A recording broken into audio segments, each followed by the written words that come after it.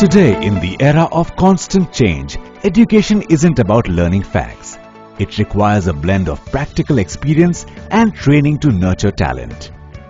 We at Ansal University promise you the education that is not limited to the textbooks. Here, we offer you an experience and pure joy of practical knowledge. In the heart of India's largest hub of national and Fortune 500 companies, Ansal University, Gurugram offers a wide range of professional courses under 8 schools from architecture and design to engineering, planning and development to law, and from hospitality and management to health sciences. Our academic collaborations with more than 15 international universities give them global exposure of unmatched standards. We are not only in the middle of all the multinationals, but also in the middle of the most vibrant startup culture in India that gives an opportunity for our students to learn the most amazing advanced skills which are required by the industry.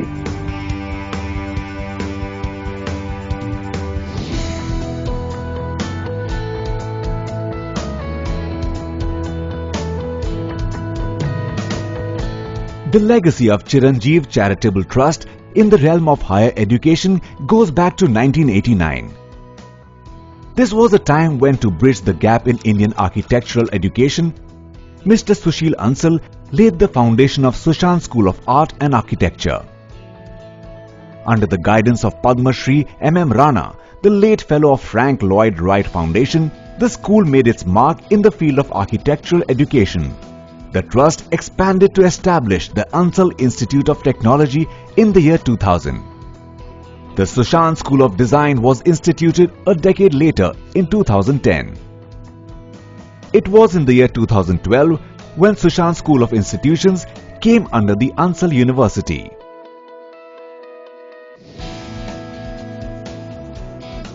Ansal University has been awarded the National Education Excellence Award for the Best Private University in Northern India 2017, along with CSR Excellence in Education for 2 consecutive years, 2017 and 2018. Sushant School of Art and Architecture at Ansal University is the flagship school which has been consistently ranked #1 private architecture school in India.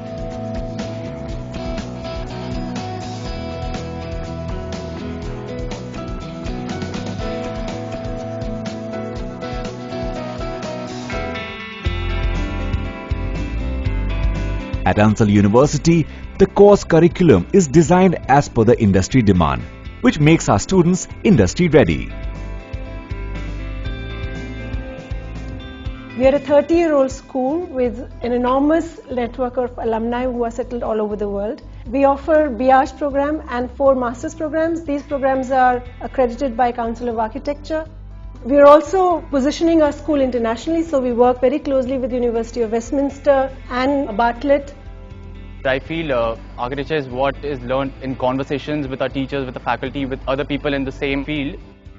We recently had the International Planning and Architecture Conclave, where we invited a lot of international and national faces to our college, where we were able to interact with them one-on-one. India, of course, is famous, is well known for its craft, but beyond craft, what we are now excited about is that there is an amalgamation of craft and technology. We are also part of the bigger university and part of very so close to the Sushant School of Art and Architecture. We tie up with the University Arts College Bournemouth in London. Students go there at the end of their foundation course for 3-4 week summer program. We also have a tie-up with King Mongkut University of Technology in Thailand. School of Engineering and Technology at Ansal University has a 20-year-old legacy. The main USPs of the schools are experiential learning, hands-on training, in addition to their learning about the basics of engineering. We have collaborations with world-renowned universities, University of West of England, Bristol, UK. We also have industrial collaborations with Lucidius, where we are running our flagship program in BTech and Cybersecurity. The School of Hospitality Management has an academic collaboration with French School of Hospitality of Vatel International. Vatel course is for 4 years as of now in India, and we are the only ones who are offering a specialty course in the 4th year. And here at the campus, we have got about 4 running kitchens, 2 restaurants, the one that's supposed to be the new one that's called as Vatel Epicure, and we always encourage kids to be a part of it. They have been learning about the cocktails, mocktails, they've been learning about master classes from people from Nestle, and that is how the kids here are growing. The faculty here is amazing. They answer all your doubts and your queries and they help you along the way. They'll teach you in and out of the industry completely. From disciplinary to transdisciplinary, from classroom learning to innovation, from theory to practice, from a student to a professional. This is the kind of transition we are aimed at in giving to all our students at School of Law, Ansal University, Gurugram. We are proud to say that we are ranked #1 promising law school by GHRDC 2019. School of Health Sciences has many professional degree courses other than the MBBS and nursing. We have collaborations with the industry, not only from India but international collaborations which train these students on the best of techniques which are in the world.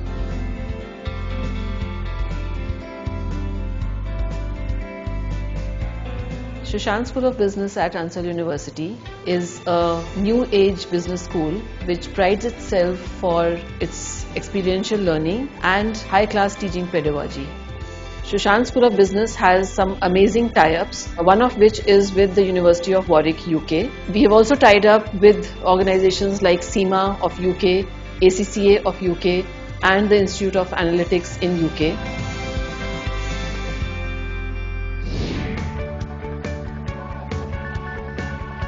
Under the Corporate Resource Center, practical workshops and internships are an integral part of the curriculum. With more than 250 recruiters, Ansal University gives a kickstart to your career. Come and be a part of the Center of Excellence.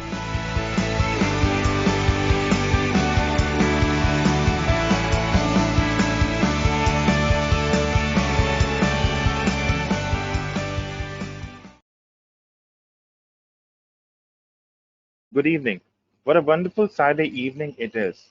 I, Sunil Kumar, Program Director and the Organizing Secretary for this conference, would like to welcome you all to our Global Online Hospitality Conference in the wake of COVID-19, organized by Vatel Hotel and Tourism Business School.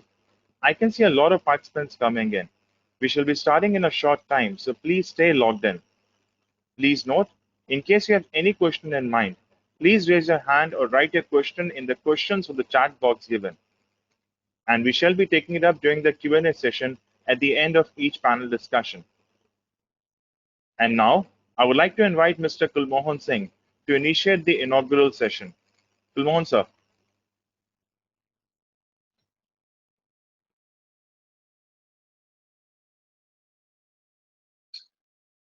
Thank you very much, sir.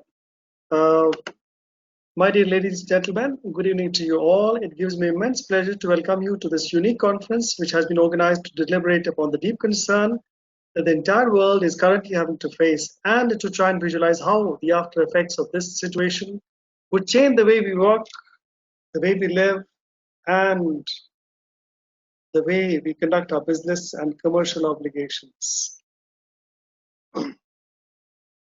The August gathering here today is of professionals and intellectuals who have either been or are still actively connected with the world of hospitality. The compounded experience that they all carry can be easily estimated to around 500 years.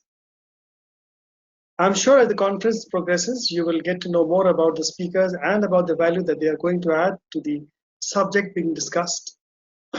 But before that, I find it appropriate to introduce the outline of this almost 200 minutes conference, which will begin with the inaugural address of the Dean and by the Director of Ansal University's Campus Life, followed by a welcome address by Vice Chancellor Dr. D.N.S. Kumar. Further upon, there will be various addresses by speakers, after which 2 well-thought-of technical sessions have been planned, which will touch upon the COVID emergency in a fine micro-level aspects, delving upon the short-term and long-term challenges that the current situation might create and how they could be dealt with.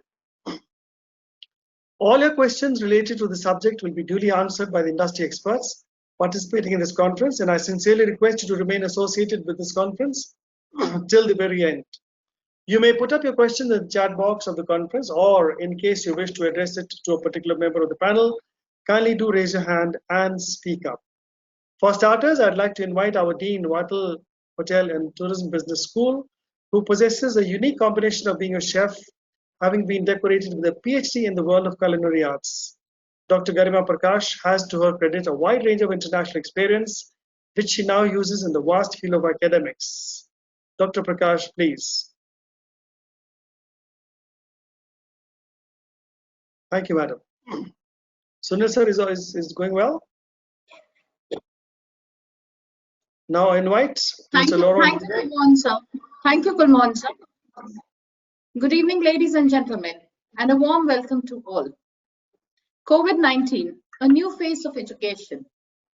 Whereas the production and assembly lines in industrial houses has taken a pause, the travel and tourism sector have come to an abrupt standstill.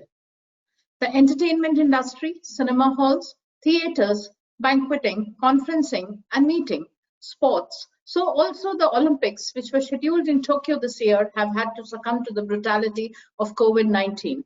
The one single discipline which has maintained its rigor and has continued to contribute meaningfully and probably more than what it used to be earlier is the field of education.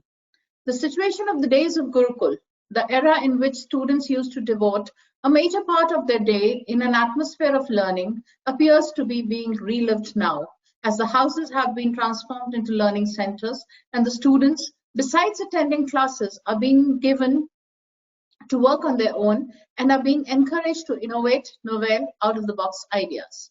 Their zeal and enthusiasm, despite their being moved away from the formal atmosphere of a classroom, does not seem to have withered away. By virtue of training students to be foresighted in their approach, the slightest hint of a lurking catastrophe was enough to gear ourselves to chart out a combat plan to mitigate the adverse effect of the pandemic. The timely delivery of syllabus, correction of assignments, the conduct of exams, and the evaluation thereof was put into place so meticulously so as to show that we were quite prepared for this disaster in advance. Social distancing brings people closer. New softwares have been put in use for the virtual delivery of guest lectures and conferences, with resource persons attending simultaneously at different overseas destinations. The conference of this magnitude is right now being attended by hundreds of our participants all over India and abroad. Right at this moment is a clear example of how education sector has taken the lead to ensure itself from any calamity. Meetings and conferences at such close frequencies may perhaps now not have been possible during the days of normalcy. With the hope that with all of us thinking together are able to fulfill the very purpose for which this conference was held, I welcome the panelists endowed with rich experience, deep knowledge, and possessing the acumen to strategize, and invite them to suggest ways to contest the exigencies which now appear to be posing an enormous threat to the mankind. Thank you so much, and once again, welcome all of you.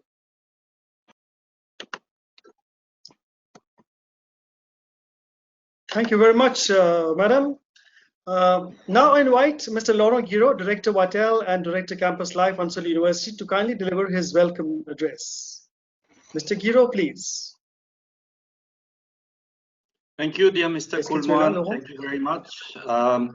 Today I'm speaking as a Vatel, Director Vatel, Hotel and Tourism Business School, not as the campus Director Campus Class of Ansal University.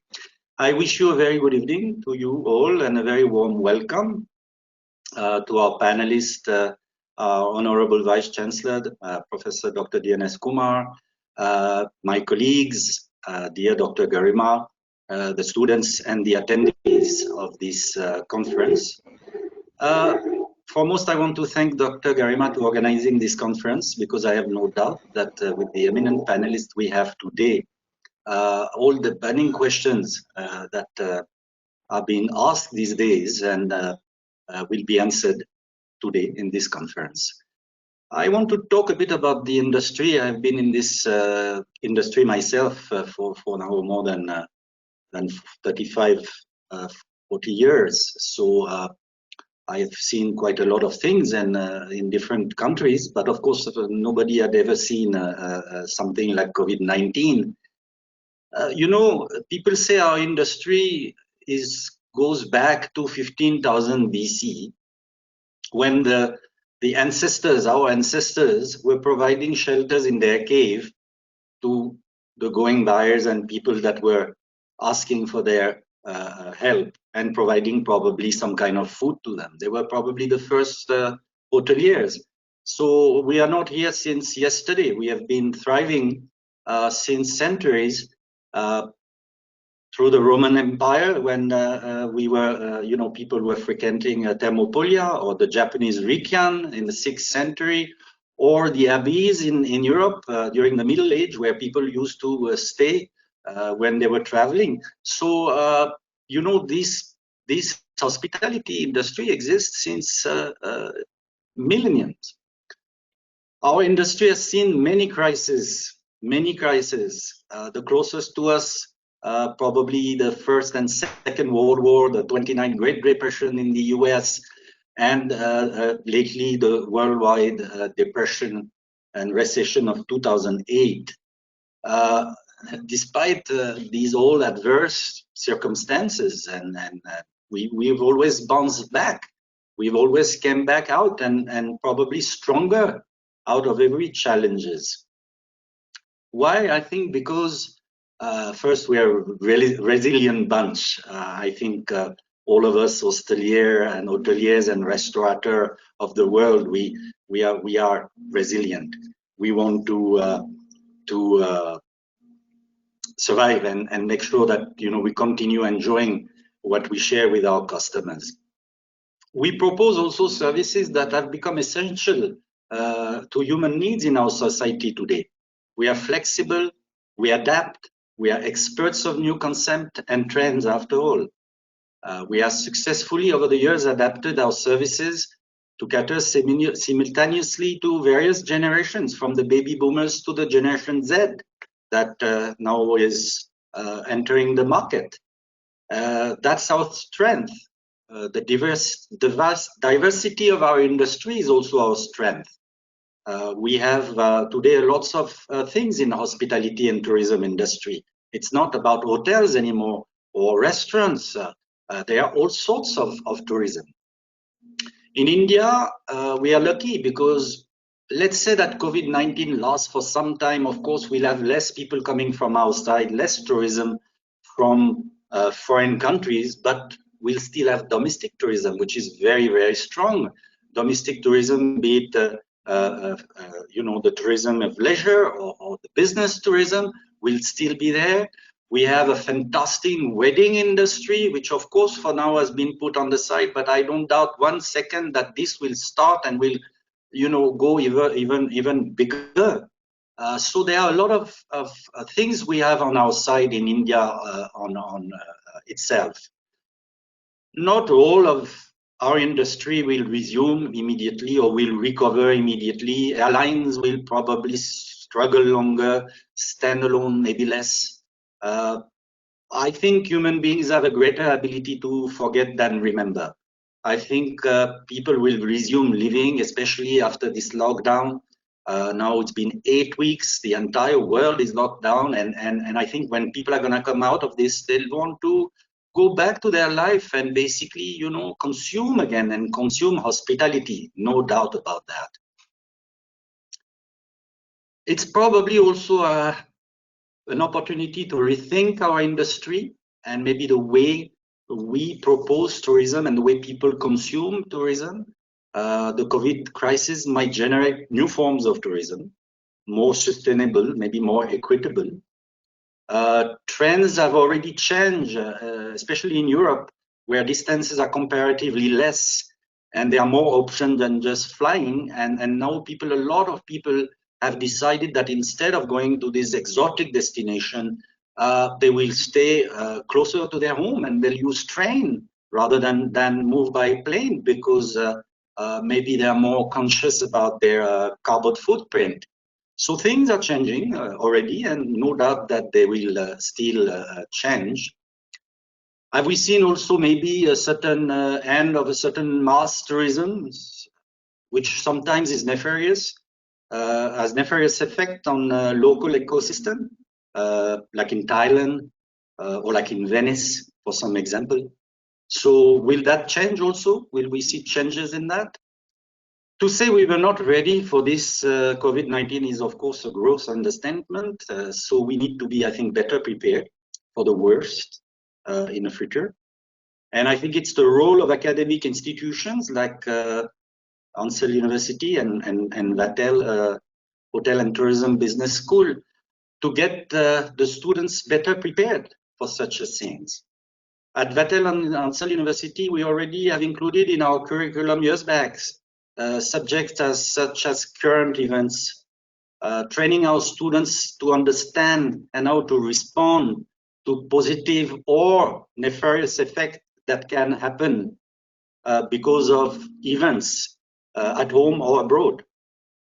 So we protect our business. We are more ready. We are more prepared to what will happen. We also cover new trends in the industry. Thank you to our multiple exchange programs and internships that give the exposure to the students to better grasp the problems and solutions at hand.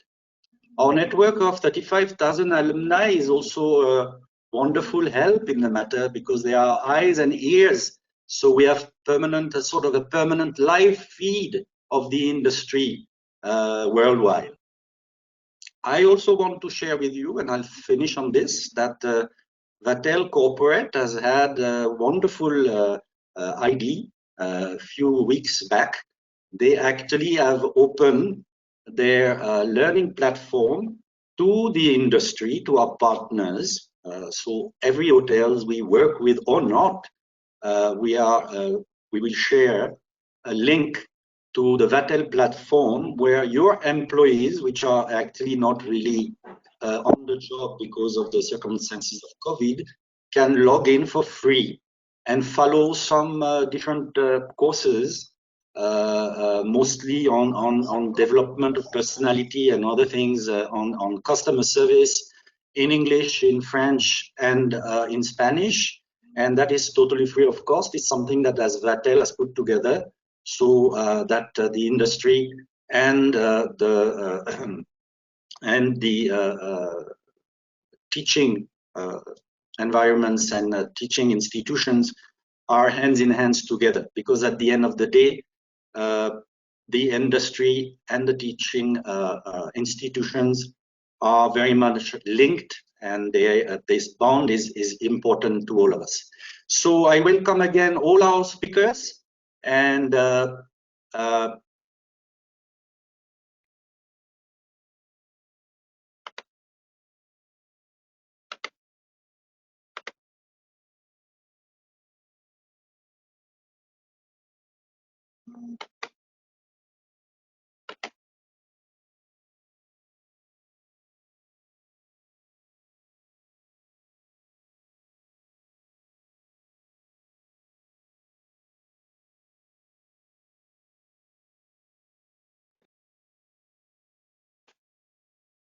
think so there is a technical problem somewhere.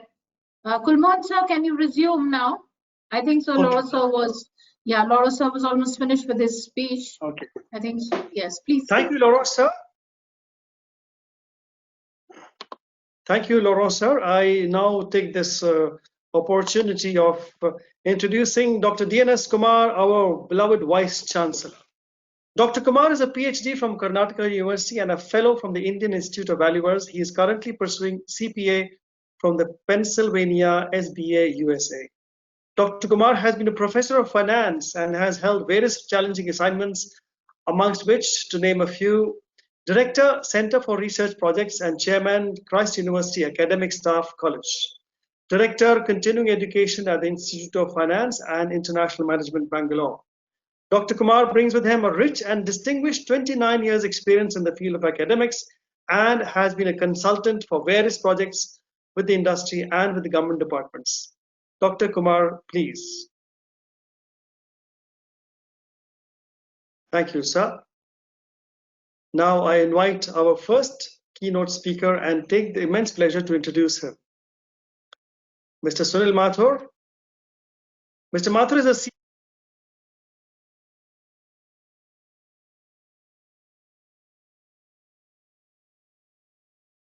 Mr. Mathur started his hospitality career as a manager.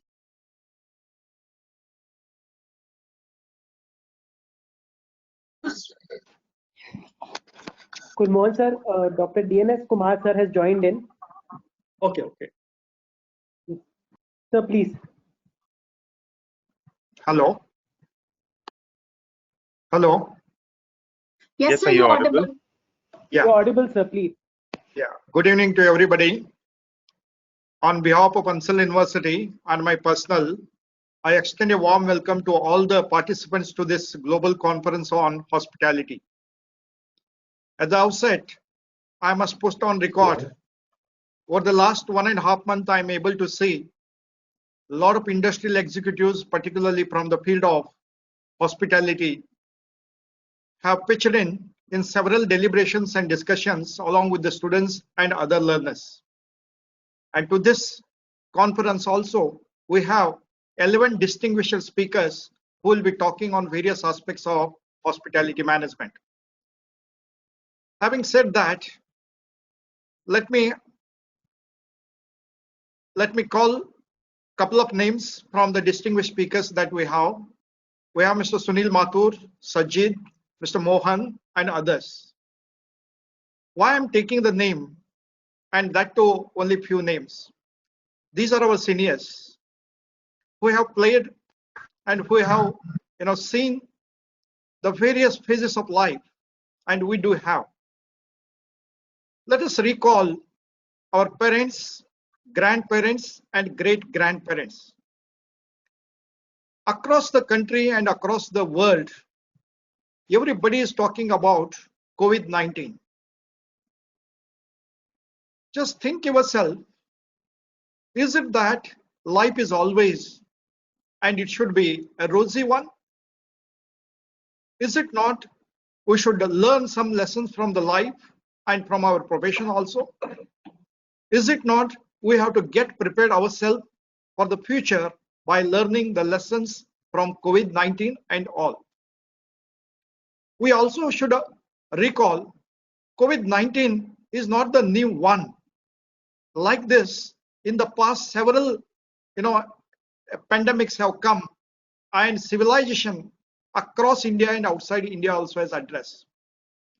My dear friends and ladies and gentlemen, why I'm mentioning this? Our shock absorbers in the process of managing ourselves and the economy should always be strong. We need to be optimistic. Every time we cannot expect all the things to happen as we wish. Sometimes we also look in and around what we have also. Why I'm mentioning again this? Look back how disturbed the environment was, how polluted the environment was, how much we used to care about those. It is a call by God. It is a God who is, trying to educate us how we should take care of water, maybe Ganga or so many rivers, and look at the rivers. So clean water is today. You were not able to hear the sound of the birds, and today you are able to see and you are able to hear. Animals are free today. Pollution levels have come down. So this kind of lessons we have to learn. And when we have this kind of lessons, we become multi-skilled personality. In any sector that you take, or any person that you take for that matter, everyone is thinking today what I should do in future. What are the lessons that I have learned?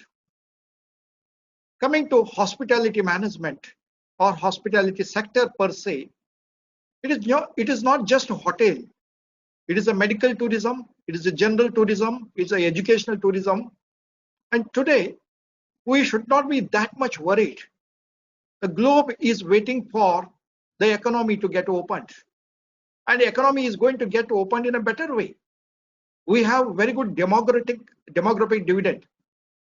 For that matter, at least India, we have fantastic demographic dividend. The government at the helm of the affairs is very clear in terms of their plans and the perspectives. At the same time, international companies outside countries are looking at India differently.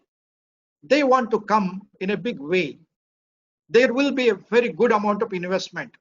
The economic activities will be better. The tourism sector, the hospital sector is not going to suffer. Only thing, our look at hospitality sector should be different. We have to be on our toes, and these are the days wherein we have to unlearn and get prepared. We have to take this period as a break period or a vacation period. And we have to, be ready for the future. And that is a kind of, confidence with which we have to emerge. And I'm sure the 11 speakers in their respective, discipline, the areas or the theme on which they have worked in the hospitality sector are going to deliberate the intricacies, the implications and the scope which is available. I personally, I'm an optimistic person, and I'm sure the economy is going to open up very well. With this note, I once again extend a warm welcome to all the participants, speakers of today's evening, and thank the organizers having chosen such a relevant topic, a topic wherein people are talking about it, but be assured also yourself that the hospitality sector is going to boom. May not be soon, may not be down the line 1 month or few months, but in 6 to 9 months time, this sector is going to make a big name in the economy.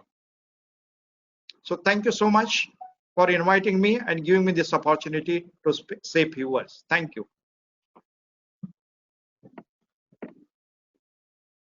Thank you very much for showing your kind optimism towards this industry and having us look forward to a big hope to see that our industry will very soon rebound and get into the action, and that we will all start functioning as we were earlier.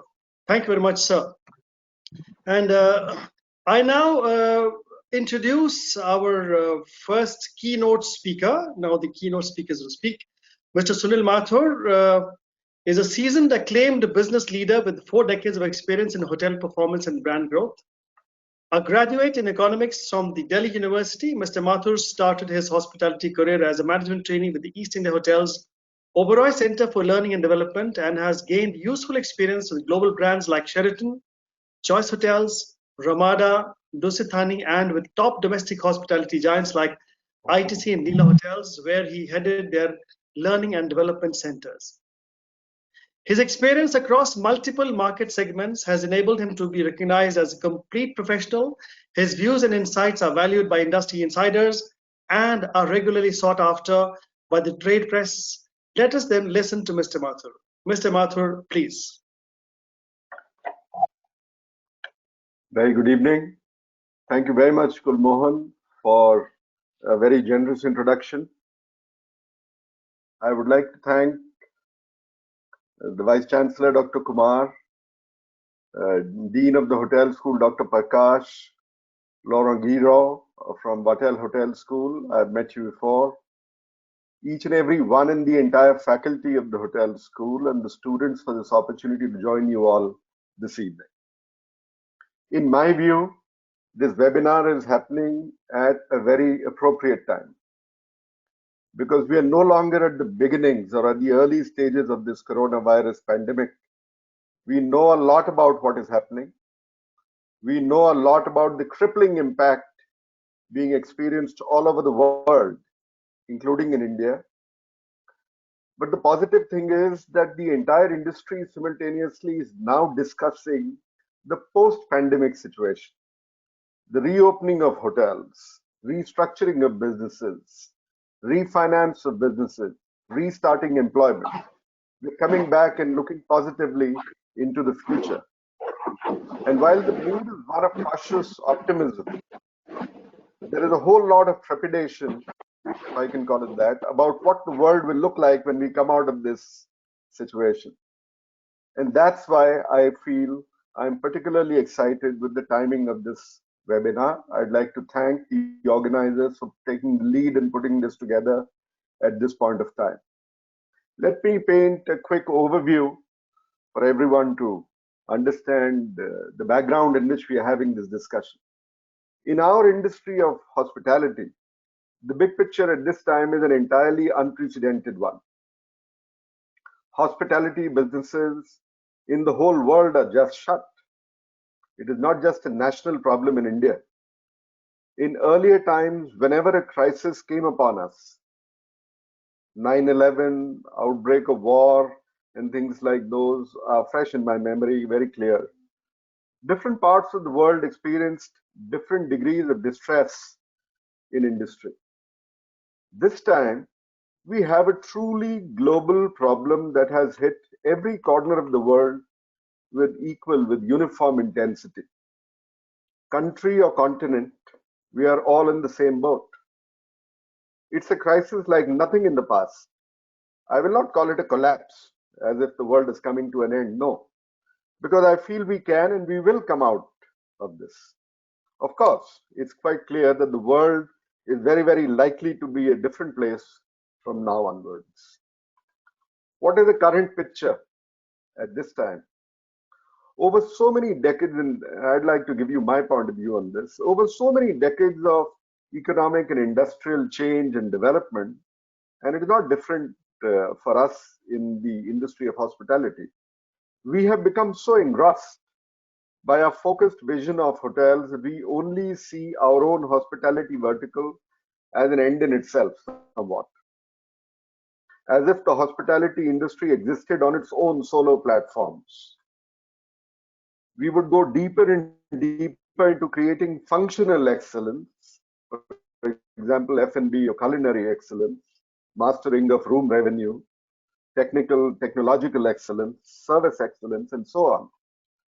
Nothing wrong with all that, and I admire all those efforts that go into these areas of work. But in my view, this current crisis has highlighted the huge interdependencies that exist between all components of the larger tourism sector. I would very much that those about to enter the industry for the first time become conscious of this important aspect and maybe learn more about it. Hotels do not do business in isolation. The larger tourism sector consists of airlines, various other nature of transport options. The larger tourism sector consists of tour operators, so you have intermediaries like travel agencies, etc. And within all these, you have international, national, local players. And then you have, in one corner of this massive triangle, you have the business of hospitality too. Within each of these platforms, you have further product or qualitative differentiation. So you have different star categories of hotels, okay, which have their appropriate service packages, market dictated price positioning, etc. All in all, in hospitality, therefore, it's a complex business world that we are a part of. The enormity of the problem that we are grappling with is that this entire tourism ecosystem is at an all-time low. Almost similarly, all over the world, exactly and equally in India. There's a very important element to all this. Hospitality, or the larger tourism ecosystem as I call it, is a people's business. We are not only a brick and mortar business. It's not hardware alone. So in our case, the coronavirus crisis has not hit buildings, but it has hit people. It's a people crisis for us. And that is a very demanding and a dynamic dimension in my view. Emotions, motivations are at play. Minds are at work. All livelihood is in question. So what's next? Where do we go from here on? First of all, I'll say Challenges are not new to us in our business of hotels and hospitality, especially in India, which is a growing, expanding market for hospitality with its long list of challenges, pangs of growth, different in different province, different in different parts of the country, varying degrees of difficulty. You can see that from different points of view, from various points of view. Investments into hotels, the development cycle itself, the construction cycles, marketing issues, a whole plethora, operations, utilities, availability of essential services, supplies and suppliers both, manpower challenges, competency challenges, attitudinal challenges, training requirements. One can go on. In a running hotel, if occupancy was good, then rate became a challenge. For properties that commanded rate, occupancy was a challenge. It has never left us, so on and so forth. Given our sheer size, India is hardly a single market, but maybe a collection, a plethora of mini markets everywhere you go, everywhere you see. Creative responses are required. That's the thing. In our country, we have learned to live with wide-ranging adversity across the board. I like saying that each challenge is an opportunity in disguise. I mean it that way. And to be successful, I feel you must learn the art of balance. When we do come out of this crisis, my view is that many things would have changed for sure. Hospitality is acknowledged, respected, in fact, as a sharply customer-oriented, customer-driven business. Post-pandemic, customer profiles and expectations are generally expected to go through a big shift. We talk about it in media, print media, electronic media, one-on-one conversations. Everyone has their own way of putting this. We're already talking about planes carrying less passengers, fewer passengers. Well, if less people travel, less people need accommodation. That's a correlation. That's how things happen. Some are saying leisure properties will recover first, but we cannot say anything with certainty. Let's see. Everyone has to prepare. It's also anticipated that many staff members may not return to their jobs or very likely will try to find employment closer to home. So training, reskilling will become very important. Maybe a review of teaching curriculums as well. Hotels that restart, in my opinion, will effectively do so like brand new openings of hotels, which is essential to reset our operating business model. It is not a simple situation that we are witnessing at this point of time. But my conviction is that we will come back strong and even better. Because in hospitality, we meet some characteristically basic human needs of shelter when away from home, the human need for social interaction, the human need for variety, choices of what we consume. Those are the things. I therefore believe that we can only look forward to things in a positive way, as past speakers have also just said to you. I do not believe that this pandemic will cause technology to replace people. The people business will remain a people-driven business.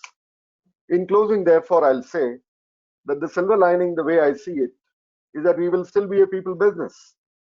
So my message to all of you is, don't give up. We are still in the right business. I wish you all a safe future and good health. Thank you very much. Thank you very much for your encouraging and very optimistic words, Mr. Mathur. Thank you very much. And now you will listen to our second keynote speaker, and I take this opportunity to hereby introduce him, Mr. Subrata Lahiri. Mr. Subrata Lahiri is an alumnus of IHM, the class of 93, with significant stints in the Ambassador Sky Chef, Nirulas, Pizza Hut, Jet Airways, and Cafe Coffee Day Global. He possesses 27 years of food service experience with flight kitchens, quick service restaurants, and different airlines. Presently, Mr. Lahiri leads the airline retail vertical in Cafe Coffee Day, along with being the man behind setting up their airport franchise operations at a pan-India level. Mr. Lahiri, please, invite you to speak.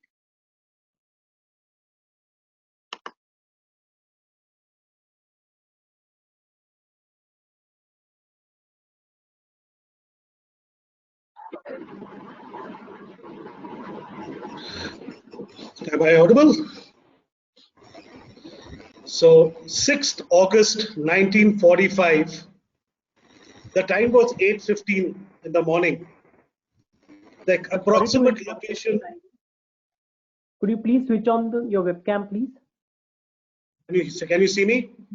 Yes, sir. Please carry on. Thank you so much. Okay, I start. The date was 6th August 1945. The time was 8:15 in the morning.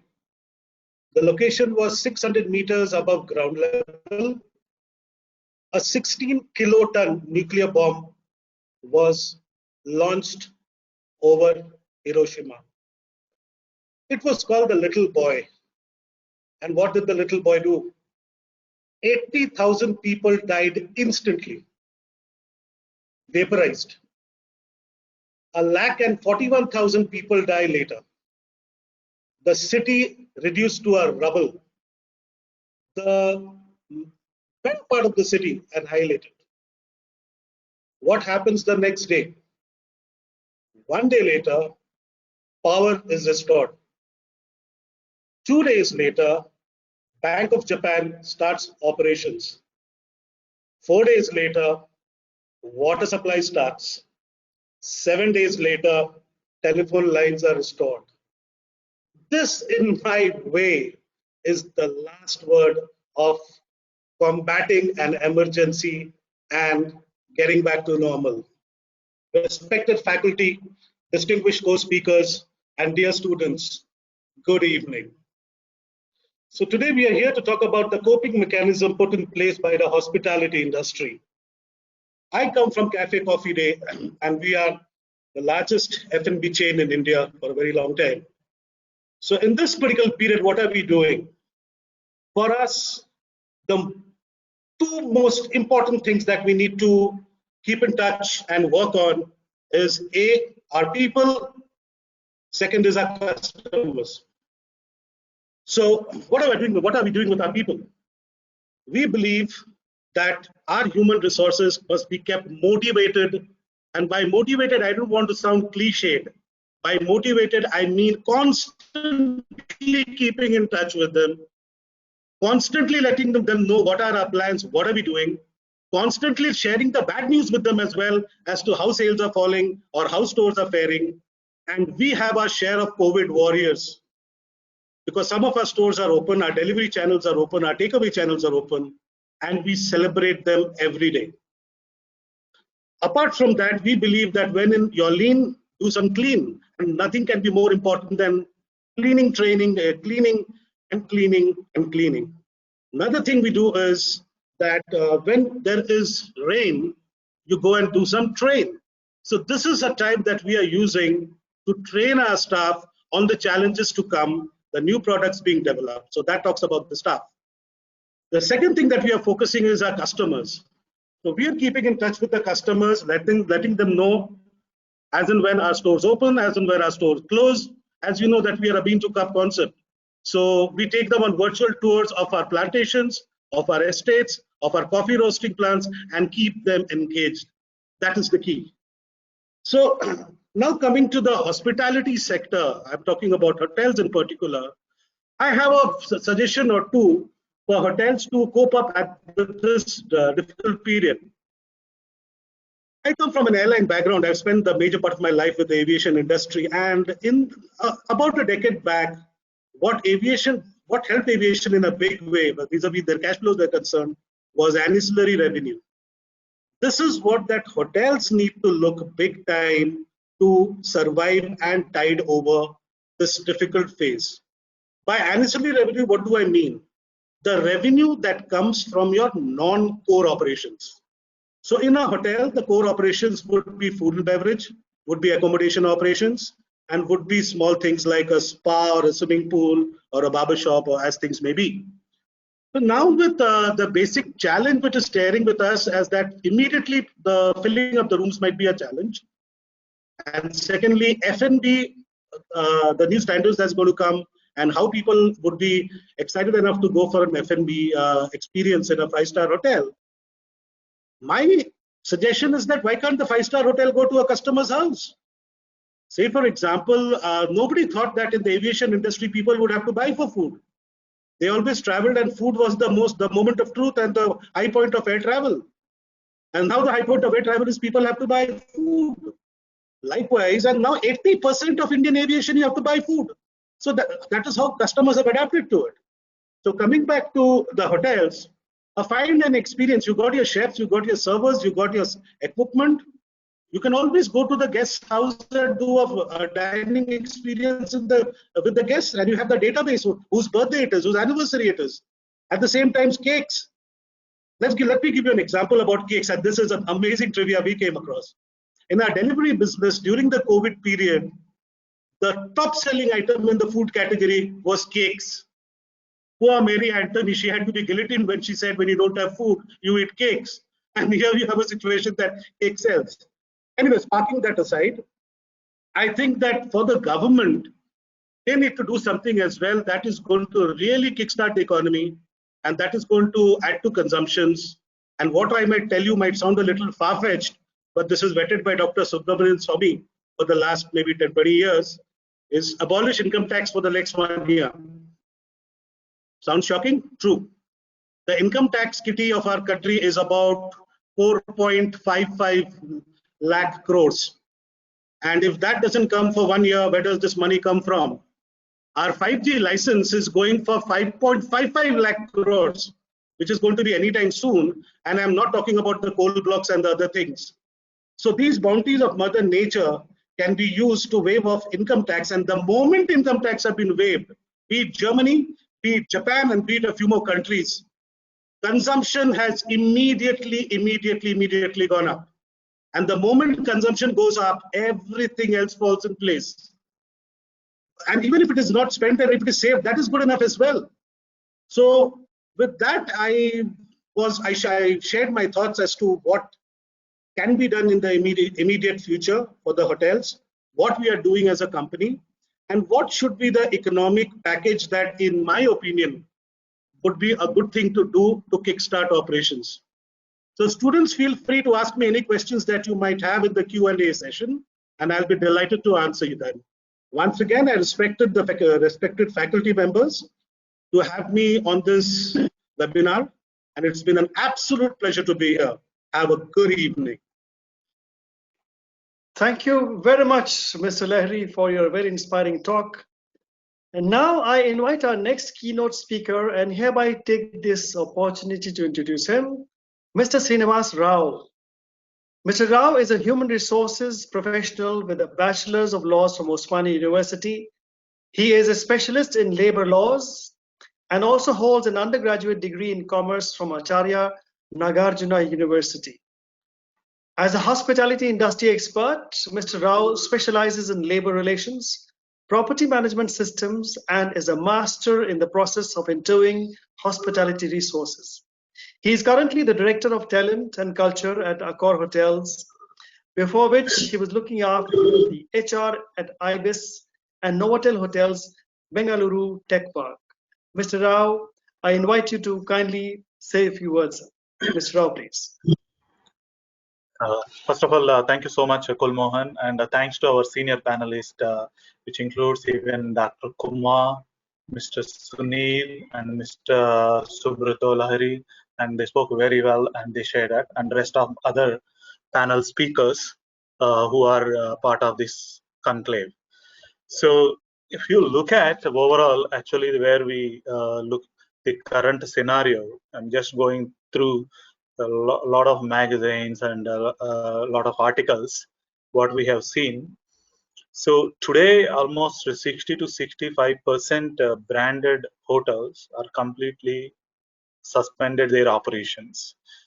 And close to 30-35% of the hotels across the world, or maybe in India, they are running with single digit number with rooms with hope, complete hope, and saying that we are coming soon.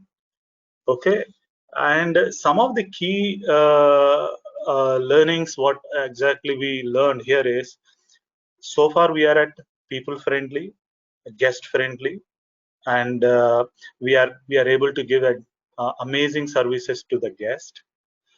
And but henceforth, how the guest is going to think is like how safe I am going to be with the hotels, even to eat, even to enter the hotel, even to enter all the premises, everything. And this is the very challenging area where we are going to address. And third point which I've noticed is that entire our housekeeping services is going to be very crucial in future, because we have noticed that after 26 by 11, the way the security department has become a more serious and important to the hotels. Now even housekeeping services is going to be very critical services to the hotels. So going forward, I'm going to take it the today condition, and I'm going to take it what exactly the trends observed. I'm going to take it as exactly what's going to happen with the talent management in coming days. Okay, once they reopen the hotels, okay, social distance is going to be there with us for some time, for sure.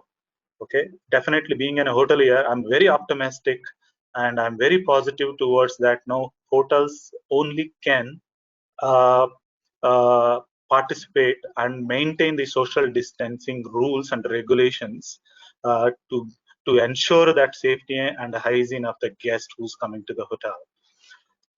So apart from that, the mice, maybe rooms may take a month time to pick up, definitely maybe 2 months time to pick up. However, when it comes to the mice and social weddings, is going to be definitely 6 to 9 months time overall. If we look at this is going to be a tough time on this one. Some of the trends observed in hospitality sector at the moment is, based on the studies and articles and everything, as the current scenario, COVID-19, even the lockdown, we don't know when it is going to be, when this is going to be end. Okay, when it comes to the 17th, exactly on 15th, maybe extended to May end, maybe June, we don't know that. However, by looking at the current scenario, there is definitely a travel restrictions by the corporates for sure, because of the safety, because of the expenses, or because of the hygiene part and everything. This also going to be looked at. And overall RevPAR, if we look at the quarter 20, Q1 20 versus Q1 19, it is declined by close to 75 to 90% already. The Q1 20 versus Q1 19 declined by minimum 75% to 90% already. When it comes to the RevPAR index, exactly, Lux impacted. Lux means luxury hotel segment, highly declined compared to the mid-scale and economy segment. Okay, but one thing is very positive here. Once the lockdown is open, once the lockdown is completely cancelled, we are very optimistic. There are 3 countries like India, China, and Indonesia. We're going to be come back faster than any other countries which compare to American or which compare to even European Union. We have a more scope and we have a more chances to come and to recover faster than any other country. That's where I'm coming up very positive and optimistic in terms of that one. After the lockdown, definitely the initial occupancy levels may be challenging. Definitely we're looking at 20 to 25% or 30%, which we are looking at, right? With core manning, with skeleton manning, we may operate. That I'm talking about June or July or August, which we are looking at. Slowly, occupancy definitely will improve. That's what we are looking at the moment. However, when it comes to the mid-scale segment, like economy segment, going to be recover faster than luxury hotels. This is for sure. That's where exactly they are going to play a major roles. Even when it compared to the major cities, major metro cities, small cities going to come back faster because of the COVID cases are lesser, and where exactly manufacturing sector is there, that segment of the hotels in economy is going to be come back very fast. Okay, the reason why I'm saying you this one is 80% of the demand of the hotels generated because of the total domestic travel so far. All three countries, either China, India, or Indonesia. 80% of the demand generated completely with the total local domestic traveler. That's the reason we are very optimistic and hope is there for sure to come back. And recovery in Indian hospitality is definitely based on the extension of the lockdown. This is okay, whether it is extension or whether it is going to be, it depends. Once the lockdown is over, definitely, it may take maximum of, I'm thinking definitely 2 to 3 months for sure. This is the best case scenario I'm talking about. We are very positive on that. Worst case scenario, definitely it may take 9 to 12 months for sure, or 6 to 9 months for sure, which we are looking at that one, right? Some of the hospitality post-pandemic situations, okay, recovery, what's going to happen, right? Definitely technology and innovation is going to play a major role even in the hotels at the moment. Okay, the way we are looking at it, okay, most of the hotels at the moment, either some of the hotels are very interesting, they are already technology using. When you say technology, it is not Opera, it is not Micros, or it is not Sun where what finance is handling or whatever. I'm talking about technologies like how best we can even check-in process where through mobile application. This is going to come up soon, definitely, where there is no intervention, there is no dialogue between the person who's standing in the counter or in the reception. So what I'm trying to say is that technology and innovation is going to be definitely major, and a key area is coming after opening that one. And so far we are talking about guest delight, personalized services, even human touch. Definitely we are thinking that this human touch may impact, may opt for the guest maybe low touch services, where exactly like low touch services, even Google Home, where Alexa, even the rest of the applications, maybe the guest may use it, maybe the guest may also panic to use even iPad through the service, even the phones, the room service and everything. So definitely it's going to be happen in the low touch services. And the third point where post pandemic is like highly trained staff. Okay, our focus after pandemic or after the lockdown, okay, the training is going to be very serious towards, especially on hygiene, sanitization and safety, either towards the guest, towards the employee, even towards self as well. So digital access control system also is going to be a major impact in after that. Definitely it's going to be more digital compared to at the moment. Okay, this is the one.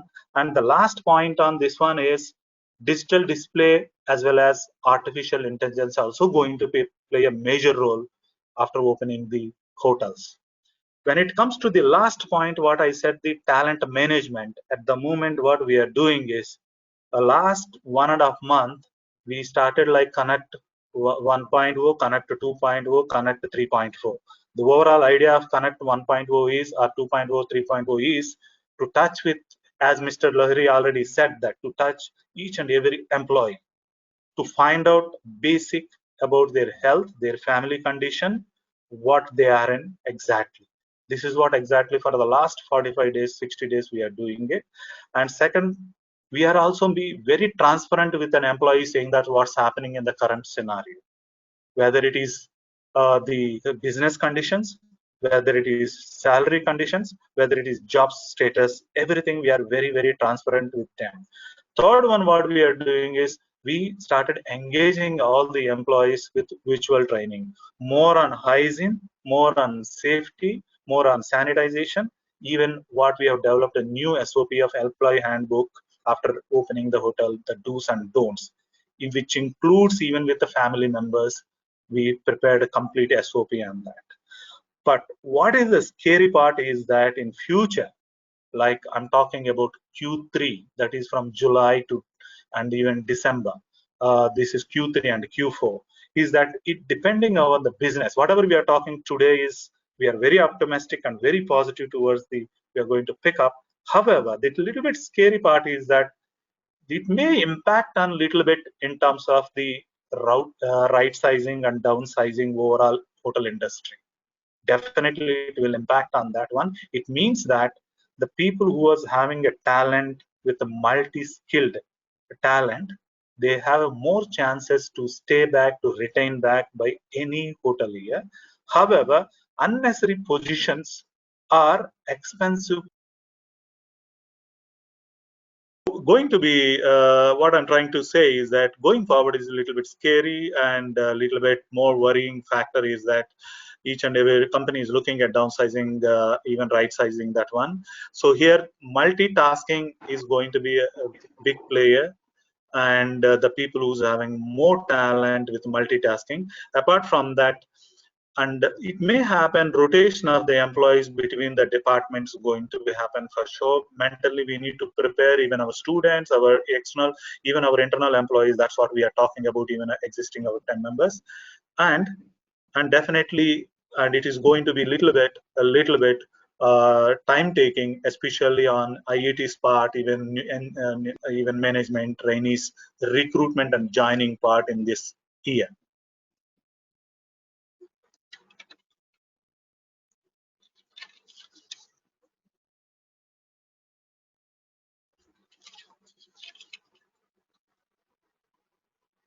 Hello. Hello. Sir, Kulmohan Yes, sir, you're on. Yes, I've done. Yeah. Okay. Kulmohan sir, you're on. Yeah, sure. Yeah. Sorry. Thank you very much for very enriching and very informative sessions. The keynote speakers were hand chosen and hand picked up because we knew that they carried a wealth of knowledge with them. I would just do a bit of sum up as to what all are the different things that the keynote speakers spoke about. Mr. Sunil Mathur said that this COVID is not a collapse. It will come up again. It has not fallen down, but the world might be a different place to work in, because everything will change. And it is a sharply customer-driven industry, and hospitality needs to take care of people in a more personalized way, and that is what we need to do. Mr. Lahiri spoke again about people, first of all, as to people are the best resources, and they need to be kept motivated at all times. He also spoke about hospitality industry, which should now try to go to the customer than wait for the customer to come in, and that is what he is also practicing in his businesses. And he also was very optimistic about the economy bouncing back into action. Into action and trying to give whatever its due is to the society. Mr. Srinivas Rao spoke about the act of social distancing, which will continue for some time. And he also said that the Indian economy will definitely come back faster than any other economy in the world. And that was indeed very encouraging. He also said about the mid-scale hotels and mid-scale cities bouncing back into business much faster, and also about the right sizing and downsizing of people, personnel in the hotel, which might happen. So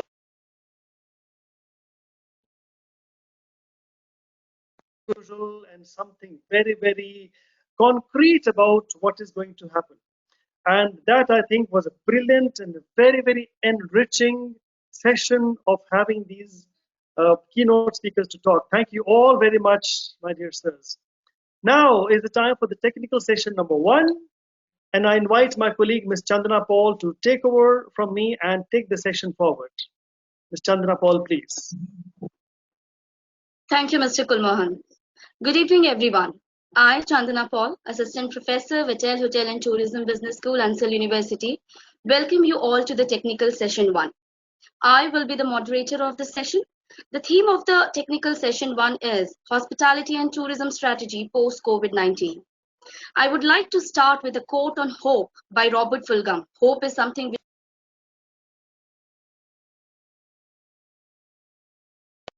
are more powerful than facts.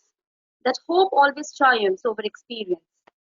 As we all know, nothing lasts forever. I hope this too shall pass. However worse the COVID-19 situation gets, subsequently businesses will go back to normal, hopefully sooner. As the tourism and hospitality industry has been hobbled by the pandemic, the industry has to reevaluate and improve its practices, a necessity to gain trust of both existing and prospective customers. That means the strategies has to be designed in order to overcome post-pandemic. I take this opportunity now to start the technical session 1. But before that, we have 4 eminent speakers from all over the industry who will take our way forward on how industry is strategizing on post-COVID operations, followed with a question and answer session at the end. It will be grateful if all the speakers are available for the question and answer session so that participants can enrich themselves with your experience. Please allow me to present our first speaker, Mr. Arijit Ganguly. Mr. Arijit is Director of Operations at Marriott International with 16 years of experience in the hospitality industry across leading hotels in India.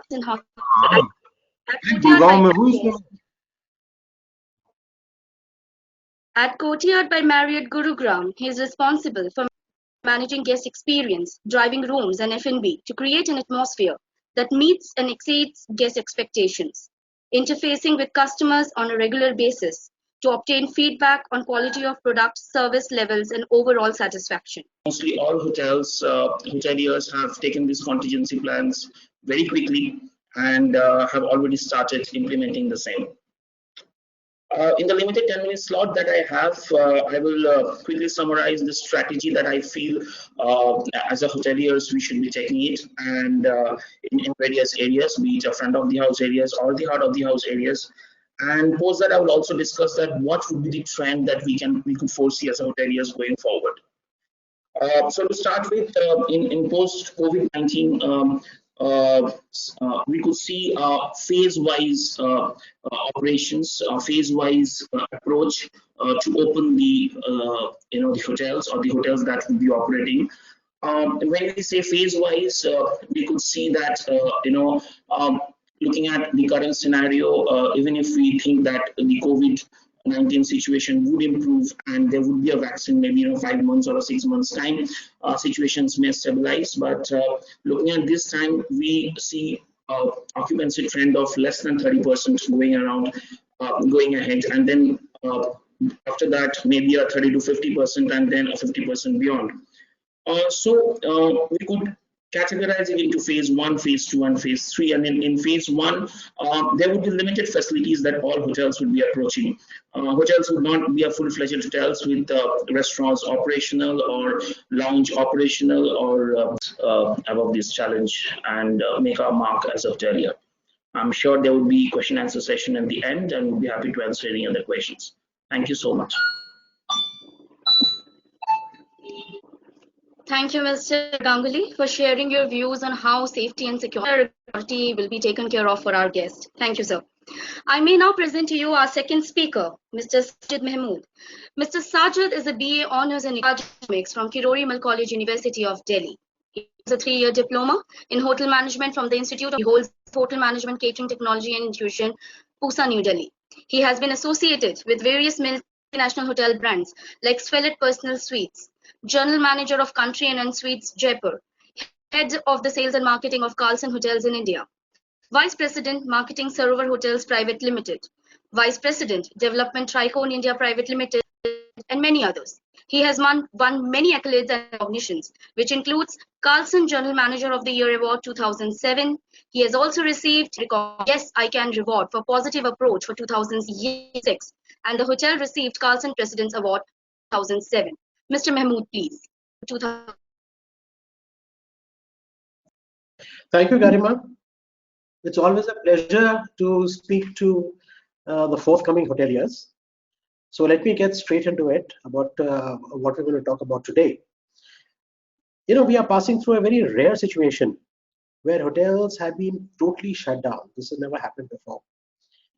So what we want to examine today is what happened, what's happening, and what will most probably be happening in the near future. So what happened was that it came as a shock. Hotels had to shut down very fast. Literally every hotel had to shut down except the ones where some people were staying and could not go out anywhere. So they were the only ones that are operating. Otherwise, the hotels have to shut down totally. This means massive financial loss because it's a situation where there's no income, but there is a certain amount of expense even in a closed hotel. Now, what is happening right now is there is still not very much clarity as to what COVID is all about, how it will be handled, how long will it last, when will it go away, will it be gone totally, or will it be under control? All these things are there. So when we think of what is going to happen in the future, we'll have to make what I call as a guesstimate. A guesstimate is the information that you have, the data that you have, you mix it with the experience that you have in your feeling, and you make a guesstimate as to what will happen. Now, my guesstimate is, as Mr. Lauren Guerrero had said, that ultimately the hotels will get back to normal, what they were. Remember 9/11? When 9/11 took place, everything went helter-skelter with the aviation industry. Planes were grounded for quite some time. Then they started moving in America on certain sectors, and it took quite some time to get back to normal. I remember visiting America immediately after 9/11. It was such a pain to travel. Wherever you went in New York, there were huge queues for security. If you want to see the Statue of Liberty, you had to stand in a huge queue, go there, see it from outside only, and come back. But what happened over a period of time, it came back slowly, came back to normal with a few remnants. Like now, if you have to travel, you have to carry an iCard. And these are a few, and the security is there. Like the security has become a little tight. Otherwise, planes started flying. So I think similar thing is going to happen with the hotel industry. It's going to come back to where it was. There are going to be some lot of effect in operations. Arijit has spoken at length about it, so I'm not going to go over it. All I will say is that the focus will be on hygiene and social distancing. It won't be enough for hotels to practice hygiene and social distancing, but they'll have to show it, to give an assurance to guests that no, this is being done. You know, ITC has already started propagating system of what they have labeled, branded as we care. No, sorry, we assure. They assure, like, they'll do this, they'll do this, they'll do that. I'll leave that. One of the problems that we're going to have is how do we reactivate the supply line? In other words, getting business. That's what I'm going to talk more about, that is sales and marketing. First, let me come to sales. There are four major segments that drive business into a hotel. They are domestic commercial traveler, domestic leisure traveler, foreign commercial traveler, and foreign leisure traveler. What's happening right now is, as one of the speakers has said, that about 80% of the occupancy in most of the hotels all over the country is derived from domestic travel. So that's a very good sign, and that's what we need to capitalize on. As far as foreign leisure travel is concerned, it's gone for about 2 years because the place from there where these people come, they themselves are tackling this problem. So once they tackle that, then after that, the process starts of making a group, making an itinerary, negotiating rates, booking groups, and then getting them into the country. The whole process takes about a year. So for about 1.5 years, 2 years, it is gone. We need to accept it and we need to replace it with some other business. Foreign commercial travel will start, but it will have a very, very slow start, depending upon the conditions under which international travel starts. If international travel is going to be followed by an isolation period, then we have an issue. A business traveler cannot be quarantined even for 4 days. If they're quarantined for 4 days before they can activate, only the very important ones will come. So we'll be heavily dependent upon the two segments of the the domestic commercial traveler and the domestic leisure traveler. The first segment to come back will be the commercial traveler. Business has stopped, it's been locked up for a long time, and people need to reactivate themselves, start the business again. They will. They need the money. That's a driving force. So they will come back. It'll come back a little slowly, because in the beginning, people will be a bit conservative as to whom they permit to travel and whom they don't. And initial stages, the travel will be by road for nearby cities only, and then it'll come back. But we are going to pass through a period of demand being less than supply. I'll talk about that later. Domestic leisure, yes, there is a lot of scope about it. People have been cooped up for such a long time, and all the people who be cooped up, there are a large number of people who can afford, they can still afford a holiday despite their business stopping. So they will go. They again will go to nearby places in the beginning before they start traveling great distances. There's another segment which is not part of our business but will become part of our business, and that is of the outbound traveler that we call. You'll be surprised to know that in the year 2018-19, while we received about 10.6 million visitors from abroad, 23 million people traveled out. Now, most of them will not be able to travel so easily, because if they want to go to Thailand, Dubai, or any other place, there'll be similar restrictions there. So this is the segment that we can dig into. So instead of going to these places, why not go to Goa? Why not go to Kerala? Why not come to the north and go to places like Jaipur, Agra, Jodhpur, Udaipur? All these places are available. So if we do that, we take the right approach, we'll be able to get substantial business from there. And these are the things, these are the businesses that we can capture to get over this interim period until we come back to normal. This interim period could be 9 months, it could be 1 year, it could even be 2 years. Every crisis brings something new with it.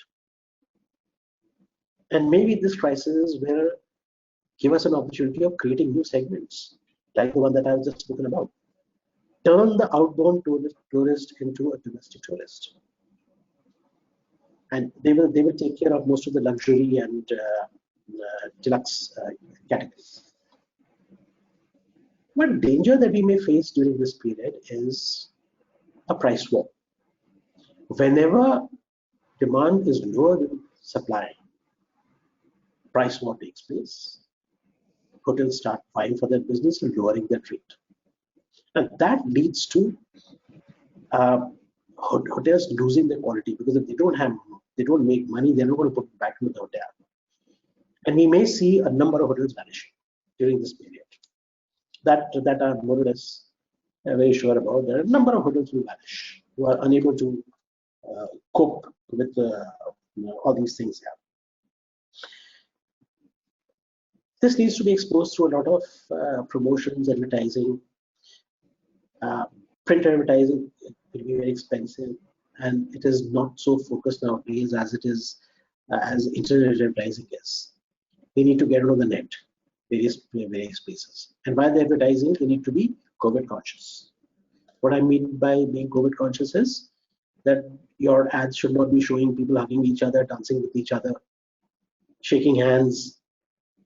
These things have to be taken care, and they have to do a lot of promotion on the net, on the OTAs, to spread their message around that we assure you a good stay, please. So this is, in a nutshell, what I feel and what I can communicate to you in this limited time. Thank you very much.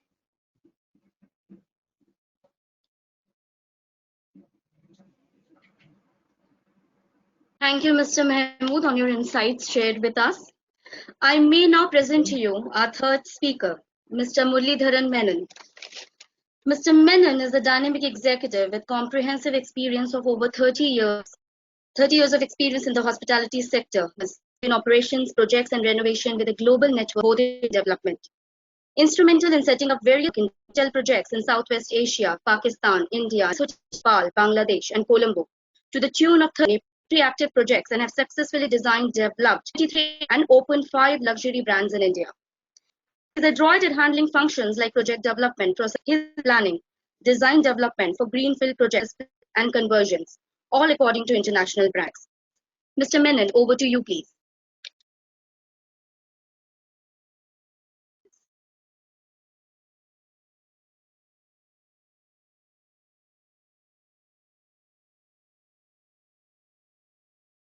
Hello.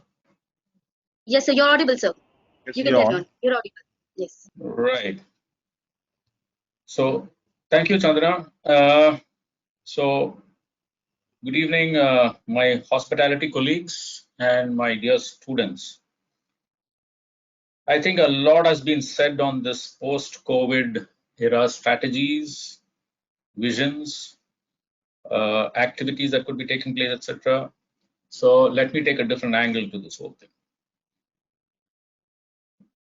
As I say, it is said that the only constant thing in life is change. Somebody in the 6th century said, that is Heraclitus, and he was more than right. The mother of all changes, which is the advent of the pandemic, which is the COVID-19, has taken place, which I think is the biggest of all changes that has been recorded in the history of 2000 years. Now, to see the impact, I will touch technically and otherwise, historically as well, to give it a little bit of color. A snapshot of the impact unleashed by this COVID in the Indian tourism sector. Enough data has been floating around, but let me give you the bullet points. I'm told India's tourism economic value at risk due to the COVID-19 is 10 lakh crores. I tried to convert that into dollars, and my calculator gave up, literally.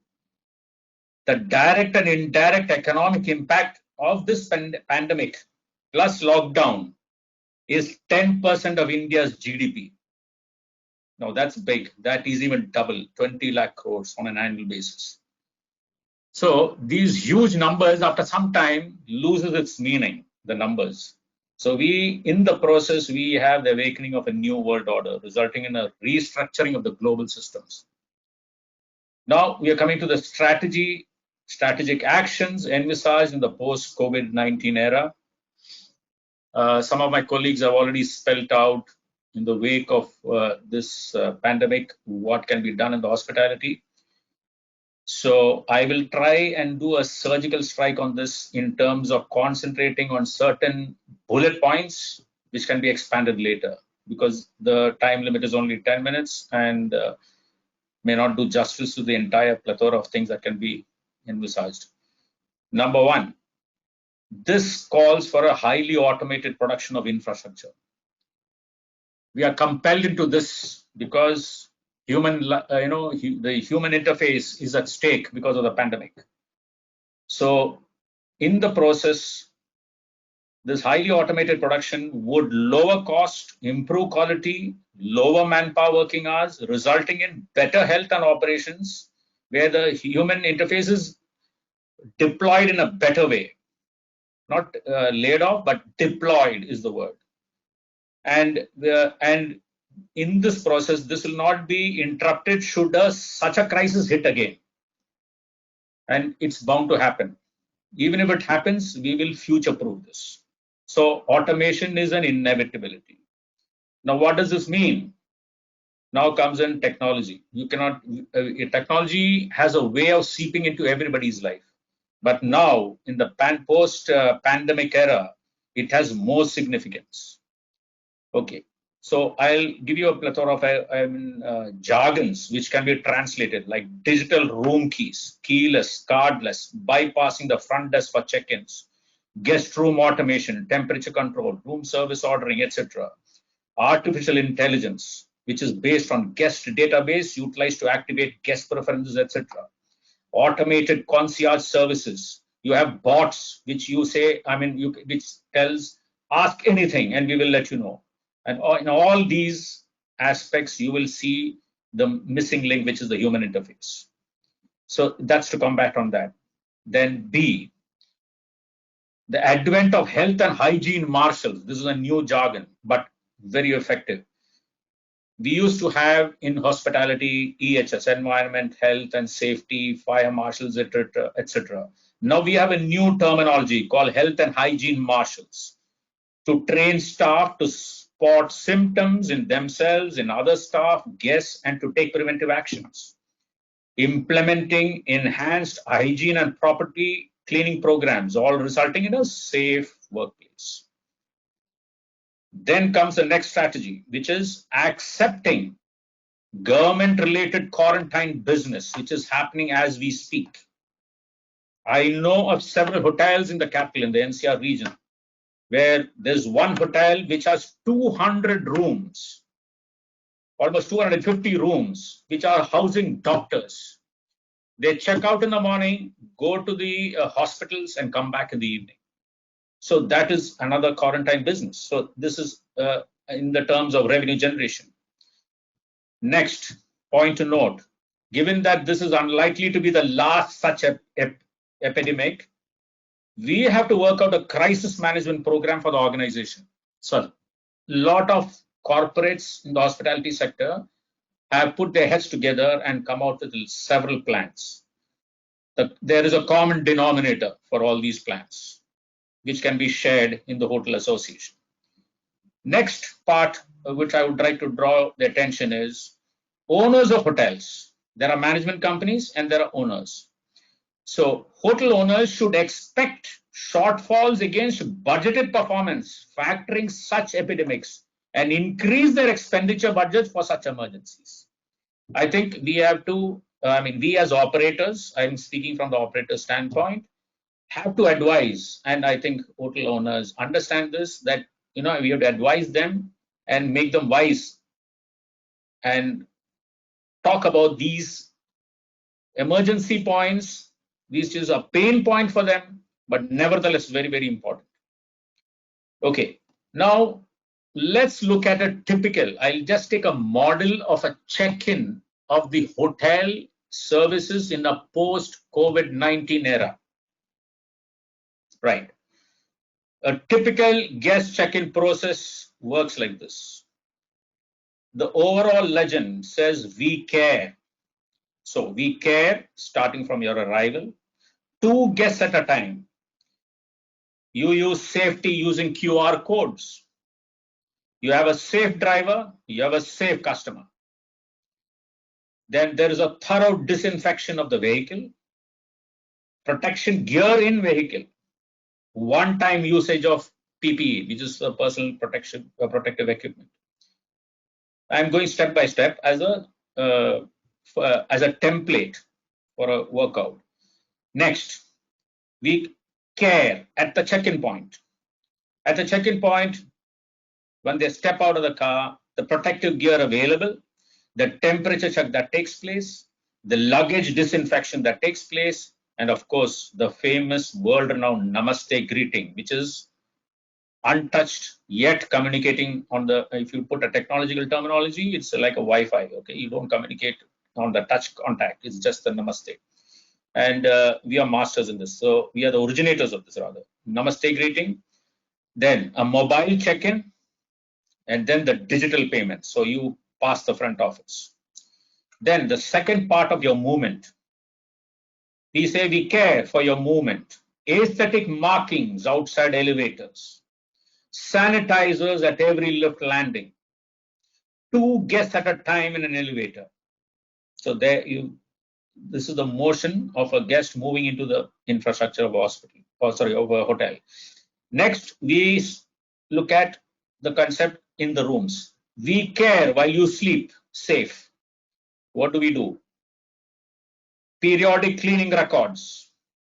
Of course, the accountability is with the housekeeping. Hygiene guideline stickers placed in rooms. World Health Organization, WHO approved wipes and sanitizers. And of course, digitized collaterals for online menu. Then when the guest steps out of the room, we talk about the fifth point, which is we care about social distancing. We look at 1 meter distance minimum while the guest is at the lobby, at the restaurant, or any other public areas. And how do we ensure all these things happen? How does somebody regulate this? How does somebody audit this? So that's the next point. Specialized desk of hygiene and health marshals, probably located in the lobby or a place which is convenient, which imparts knowledge about PPE available for customers, instructions on sanitization, frequency and change of PPE, how to put on, use, take off and dispose of masks, etc. Because we believe in the post-COVID era, every guest needs to understand the importance of all these factors. And this is non-negotiable. Next, we care about your surroundings as far as the guest is concerned. So the back of the house concentrates on the following: usage of clinical grade disinfectants, regular disinfection of guest areas, thermal disinfection in laundry services, dedicated hygiene manager to inspect and record disinfection schedule, and a database created. Food products washed at prescribed temperatures. This forms a part of the manual. And next, we care in case there's an emergency. So we create isolation rooms. What does it mean? Dedicated isolation rooms available outside the hotel premises, because we must be prepared for any eventuality. And the guest is moving around. Imagine the guest is moving around in the hotel, right? So we care while dining. Okay, QR code based digital menus. He's sitting across on the table. He's ordering his meals. Okay, QR code based digital menus, predefined set of menus, and linen free operations. I mean, absolutely minimize linen. If at all, it is sanitized. Then we come to the banqueting event management sector. What does it mean?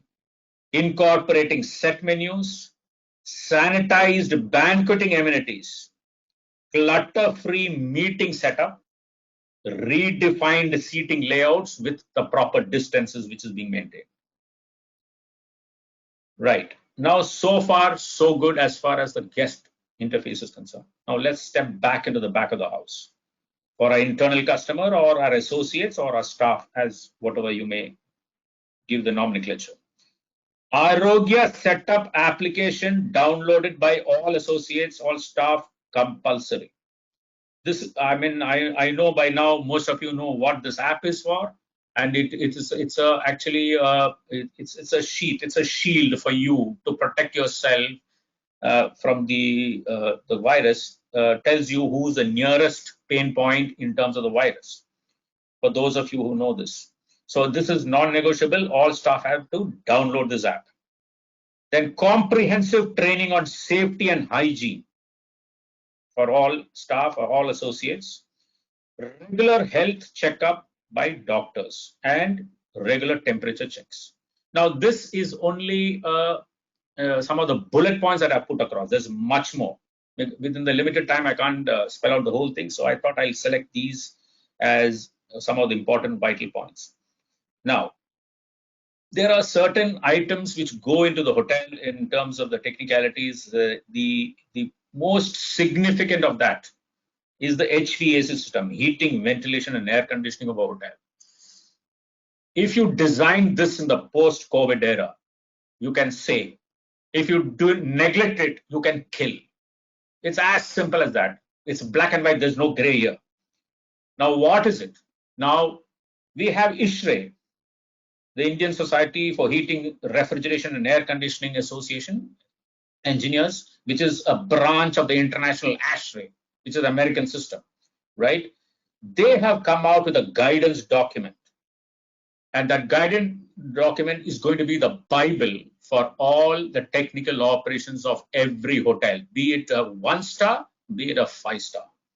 Because the virus does not recognize, like religion, it does not recognize the category of the guest. So, rightly so, ISRE has come out with this beautiful document, which is very, very elaborate, which I would like to share later if anybody requires, and I'm giving it to my network, where it talks about, I'll just take one example and conclude because there's no end to this. I mean, you can go on and on. The ventilation system picks up what you breathe out, passes through the filter. I mean, it's a little bit of a technical jargon, but very simple in layman's language. The air goes carrying the, let's say, the corona droplets, goes into the suction of the fan coil or the air conditioning system, passes through the filter, lowers the temperature, and goes back into the system. Now imagine if there is no precautions taken. It ensures in a restaurant which is massively, it's fully populated, in an instant, the spread of the virus would take place. Now to beat that, there is super filters called H13 as defined by ISRE standards, right? Which goes to the level of 0.003 microns. Actually, the virus is less than this. Bigger than this. So these filters ensures that it traps in the dry state, not the wet state. Wet state it falls because of the mass, and the dry state and it gets trapped and ensures only the most safest air that can flow into the room and the ambient, which is to be air conditioned. Now, these laws are, non-negotiable, and ISRE has come out with these things, which is going to be soon legislated and going to be mandatory for hospitality, not only for hospitality, it is for every air conditioning space, be it commercial, be it individual, residential, or hospitality, or whatever. So this is the good part of ISRE's work, which I'm happy to share with everyone, and we can beat it. Like they say, when the going gets tough, the tough gets going. The finest steel is made in the hottest fire, right?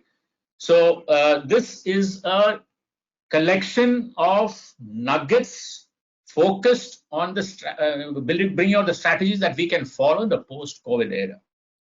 With that, I conclude, and I'll welcome any questions in the Q&A session. Thank you. So very well explained, sir. Yes, industry has to revamp, work on their new protocols and practices. Thank you so much, Mr. Menon. I now present to you our fourth speaker, Mr. Deepak Behel. He has been awarded 100 Most Influential Leaders in Hospitality Industry by Global Mice. With 14 years of experience, Mr. Behel is currently working as Director Sales over Marketing with Le Méridien Jaipur. His previous job profiles includes Caravella Beach Resort, Goa, Park Hyatt, Chennai, Hilton Worldwide, and Starwood Hotel Resorts. He is a hospitality graduate from Binau Sales in Chandiwala, post which he has completed his TBM from Symbiosis and is also a certified mobile digitator with expertise in digital marketing platform. Mr. Behel, over to you, please. Hi, good evening, everyone. Am I audible? So you are. Hello? You are. Yes, you are. Yes, you are. Okay. Yes, sir, you're audible. Okay, great. I think thank you, Vatel University, Sunil, Dr. Kumar, Chandra, all of you. I think for bringing all of us on a great platform, and it's been great, valuable insight that I've heard from everyone, whether it is a technical aspect or a prior introduction also given by everyone. I believe a majority of points have already been summarized. I think what has been very, very important is that it has brought in so much of a plethora of knowledge that we as individuals can gain and can use this as a memory for life. I think this is something as a moment that has come into our life, and it has given us a great opportunity to learn and to restart ourselves. As the head of sales and marketing for my hotel, my core responsibility lies in, along with several other key people in the hotel, is to make sure that the revenue generation happens. And you can't generate revenues just because you feel like generating revenue. So I think moving away from what we are discussing, all of us are discussing, I just want to quickly highlight onto certain positives that this particular COVID-19 has brought in, because everything that comes into our life has a positive and a negative side to it. I think the first positive side is that we've been able to spend so much time with our families. We as an industry is termed as one of the most selfless industry, and majority of times when people are celebrating, we are at work, and that's what a lot of times our family members have been complaining about. I know this is not the way we want it to be, but these are moments that life throws at you, and a very famous quote is, when life throws lemons at you, it's better to squeeze them and make your favorite drink rather than cribbing over it that something has been thrown at you. So I personally believe that I've been able to spend a lot of time with my family, and I'm sure likewise all of you. And at the same time, I've been able to learn a lot, not only through these webinars, but also through a lot of these trainings that have been bestowed upon us. Going online is becoming a new normal now, and which is very, very important for us to understand that all this time internet was very much there, but we had never focused too much in terms of learning online. It's at your convenience. At a point that you want to learn, you can learn early morning, late evenings, afternoons. There is no time fix, there's no time period, you're not bound on anyone else. So these are certain positives that are definitely coming my way. Now, coming on to the sales and marketing, because every second day we as salespeople, we need to do the forecasting for the numbers once the lockdown opens. And that's the most difficult aspect in today's time, because you don't know when you're gonna start, and when you're gonna start, how the clients are gonna respond. At this moment, not only we have to bring in new clients, but also to make sure that the existing client that we have confirmed business with, we need to hold hand with them, and looking forward not only support from them, but also at the same time providing support from our side. So our core team, which is involved in terms of making sure that the entire area operations remains intact, has been very, very critical, and they've been doing a lot of brain study. And as mentioned by Mr. Ganguly also, as he's a fellow colleague from the same brand that I represent, our new normalcy is called We Care. We Care as a brand has been started, and that's what something that we have been doing in to make sure that all the touch points, as mentioned by Mr. Menon, Mr. Ganguly, and and all other people on this forum have already highlighted. What I wanted to make everyone understand is that there is enough business opportunities still, but in smaller capacities. And what it brings is that we have to relook at the areas that we have been not paying attention to, areas that were not giving us too much of revenues right now, because everyone wanted to have a bigger pie of the groups, weddings, mice, or conferences coming their way, because that's an easier one, short way of getting a business. Luxury segments definitely were targeting onto leisure travelers, but there also the strategy is going to change. So a lot of focus would now be on the staycations. There would be people who will be looking at, once the lockdown opens, they'll be looking at coming out, spending some time, staying at the hotels, but definitely making sure that there will be a lot of brain study that will be done for the hotel they're traveling to. That's why we're working very closely with our marketing team as well as with the online travel agencies to make sure that content is definitely there and it is easily to be comprehended.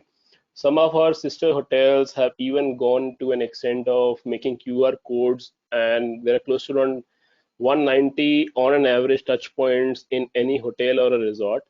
And every aspect or every area that the guest touches, there has been a small video being made in terms of demonstrating how the hotel is sanitizing that area. And if you are staying in that room, and if you're touching onto doorknobs, or you're using washroom, or you're going to restaurants or dining anywhere, what are the precautions you need to take? So imagine it's so convenient. You don't have to pick up phone and talk to anyone. You have a QR code on your phone, you scan it, and all the information is handily and readily available. So I believe it's gonna be great for a lot of people who are starting afresh their careers, because we all have grown into this technological world. At the same time, we also have to make sure that our seniors and veterans who have not been privy to so much of our technology previously, because it's an evaluation that has been happening. We need to make sure that there's a cross learning happening for everyone. What happens is, from a guest point of view, there are questions that come in that why should he travel? because our responsibility to make sure that there are rooms occupied. We do at least 50% occupancy, then slowly and gradually build it up. So at this moment, every touch point of the salesperson or any person in the hotel needs to be well educated in terms of what is happening. I think rightly mentioned by Mr. Menon and everyone else on this call is that housekeeping plays a very important role, front office plays a very important role, but something that we have to look at is the loss and prevention. I think some of them, it's a terminology that we use for ease of convenience. Loss and prevention is the security department of any hotel. So our security head has been going to the hotel regularly to make sure that even though the hotel is temporarily shut right now, but he is there to make sure that the horticulture and the entire areas of the hotel are kept intact. So there are definitely some operating costs which are there that the hotel is observing, and the owners have been really kind and understanding that they are investing enough money over here. So all these aspects are very important, because when the loss and prevention guy is there, he's keeping a tap onto what is happening at the property. He's providing regular updates. From a company like Johnson Diversity, we are spraying Vitrex 256 chemical into all our open areas and public areas. And for people who are from sales fraternity and are on the call, it is very important. Your guests, when you talk to them right now, they don't want to hear as to how many rooms you have or what social distancing norm you're gonna mention. I think you need to be very specific in terms of what your hotel is going to do.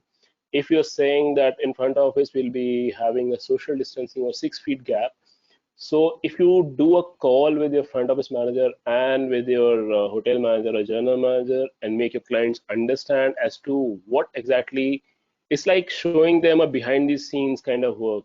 They're very curious right now, because someone who's traveling at this moment or doing a staycation is might be bringing his kid, his toddler, I think, and family members along. There'll be elderly people, there'll be seniors, there'll be juniors, there'll be kids and all will be coming. So they really want to understand what the hotel has been doing. What they definitely miss onto is what are the specific chemical names and terms that they're using. That's what they want to hear at this moment. How the housekeeping team is preparing itself in case the occupancy level picks up, because we have online channels. There might be a day the hotel has just 20-25% occupancy, it's a weekend, and suddenly you see bookings coming online. So what is the contingency plan at the resort level? Up to what level the resort or the hotel might take the rooms up? For hotels which are near to the airport, I think they have to be very careful in terms of how much, how they are making sure that the travelers who are coming directly from the airport, what health precautions do they have to apply? What are the aspects that they have to look at? So I think in a nutshell, I would like to mention that content is going to be the king over here, to make sure that you know what is happening at your property. Be engaged, be involved with your housekeeping, your front office, your security, F&B. Try to be as virtually involved with them, and this is going to help you for your future career progressions also, because when you move into an operations or a general manager role, it will definitely help you in terms of evolving as a much better person. Because as much as we mention into our CVs that I might be 100 most influential leader, or I might have 14 years of experience, but the current pandemic attack has brought us to ground zero, and we have to rework and restart ourselves. And as previously mentioned by Mr. Menon also, when the going gets tough, the tough gets going. So it's very important that we pick up from all that is happening right now. You can't control what has bygone. What has gone has gone. You can only make sure that there are corrections happening, and we apply strategic guidance. We take our seniors in the consideration. We learn the right terms. Don't overpromise. Promise less. Deliver more. I think that's gonna be the key. Rest majority of the points in terms of how hotels are coping up and what hotels are going to do has already been covered. I would not like to mention, but the only thing I would like to mention everyone over here is that you don't know whether this kind of an opportunity to spend time with the family, and if we are staying in the industry, will again come back to us. So enjoy the most of it, but at the same time, please remember that the entire hotel is looking up to you to make sure that there are enough funds moving in. be down to earth, or listen to a lot of people around, take inputs and apply them. And being faster would be the key at this moment rather than wait and watch. I think being proactive, being faster, making sure that there's the right level of learning coming to you will play a big role. And every small piece of business that you're going to get to the hotel is really going to help that one person who might be standing at the security aspect, not even knowing whether next day there would be rooms occupied or not, but he will have a house to feed, a family to look after, kids to take them to school. So I believe as senior people and as someone custodian for the sales and marketing, if you have to do things at your end, also do it. I think team will also be looking up to you. And as junior someone in the team, they should walk up to and they should proactively ask their seniors as to, is there something new that I can learn at this moment? I think a two-way communication will play a big role at this moment. And not to worry, I think we have seen difficult times before also, but we all are smiling today, sitting, and we're alive. I think that's the biggest blessing that we have from God. We should capitalize onto that. That's it from my side. I think if there are any questions and answers, I'll be more than happy to assist. Thank you, Mr. Deepak, for sharing such good insights with us. I now open the session for questions and answers. I request the participants to raise their hand to ask your question or else type in the question box or chat box and we will address your question to the concerned speaker. I have a question for Mr. Sajid Mahmood, if you would like to answer, sir, please. Sir, you mentioned that domestic tourism will need to fill void left by international tourism. So what's need to be done for that? One simple answer: communication. This has to be communicated to people. Now, in this, the hotels and the travel trade can do it, but this is where we are going to push the government to step in. I'll give you two examples. Many of you will recall a campaign by the Kerala tourism department, God's Own Country. They did that in the 90s and it yielded a lot of results. Similarly, the central government did what is known as Incredible India. I'm sure most of you have heard about it. And Incredible India led to an incredible increase in the number of tourists coming into India and actually kick-started, pushed large volumes in domestic tourism. So this is what we need to do. We are going to approach through FHRI into some sort of a campaign, say like Bharat Dekho, encouraging people, Indians, to move around and see other places. If you ask people from a particular region whether they've gone and seen some place in the other region, you'd be surprised to know that most of them have not. I, being a Delhiite, had not seen the Qutub Minar and the Red Fort for quite some time, while I'd seen the Taj Mahal and I'd even seen the Meenakshi Temple and other places. So we have to start a movement of encouraging people to go and discover India. Call it anything, discover India, Bharat Dekho, something of that sort. That's what, and just to let you know that some of us are actively working at it. In the last meeting that we had in FHRAI, this came out very strongly and was sent to the Secretary Tourism. Thank you. Sir, thank you. Thank you very much. I have another question coming up for Mr. Sunil Mathur. If Mr. Mathur is here and would like to answer the question. Sir, post-COVID, many hotels will have to revisit their business plans to remain afloat in the marketplace. What, in your opinion, would the business hotels in Tier 2 or Tier 3 cities do? They're already reeling under big pressures. Thank you. I think it's a great question, first of all. Tier 2, Tier 3 cities. I think, my answer is twofold. One is that, most of us who run the hotel business, who have been in leadership positions, know fully well that 70-75% of our cost structure in hotels is a fixed cost structure. In places like tier 2 and tier 3 city, the small towns, shall we say, okay, the small towns and cities in the country, the attempt of the leadership in these kind of places, whether it is the owner or it is the manager of the hotel, should be to, as far as possible, cut down or lower or manage well the fixed cost structure of that hotel. Largely speaking, this is in the area of energy expense and in the area of people costs. Multi-skilling is the answer. Reskilling is the answer. Sometimes what happens also is that, you know, managers and owners, the pressure from both of them forces these kind of hotels to sometimes imitate what happens in the big cities. Now, in big cities, day, but in tier 2 and tier 3 towns and cities of the country, that is not so. You don't have multiple events going on and all kinds of things. So while maybe, for example, I mean, as an instance, if the restaurant is very busy, it's very, very likely that the rooms are all empty, everybody is down in the restaurant. If the rooms are busy and the guests are inside the room, the restaurant is going to be empty. Why not skill these employees to be able to do more than a single nature of job that they've been hired to do? Two things happen. The guest is going to be happy.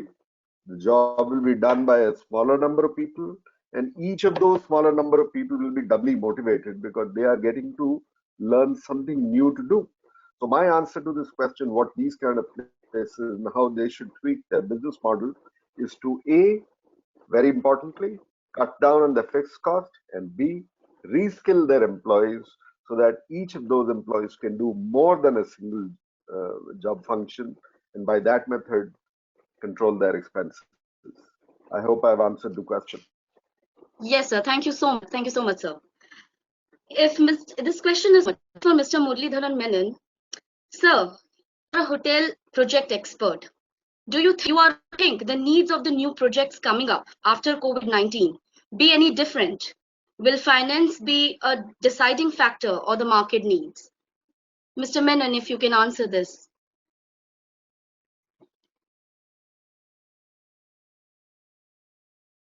Sir, you need to switch on your mic. You're not audible.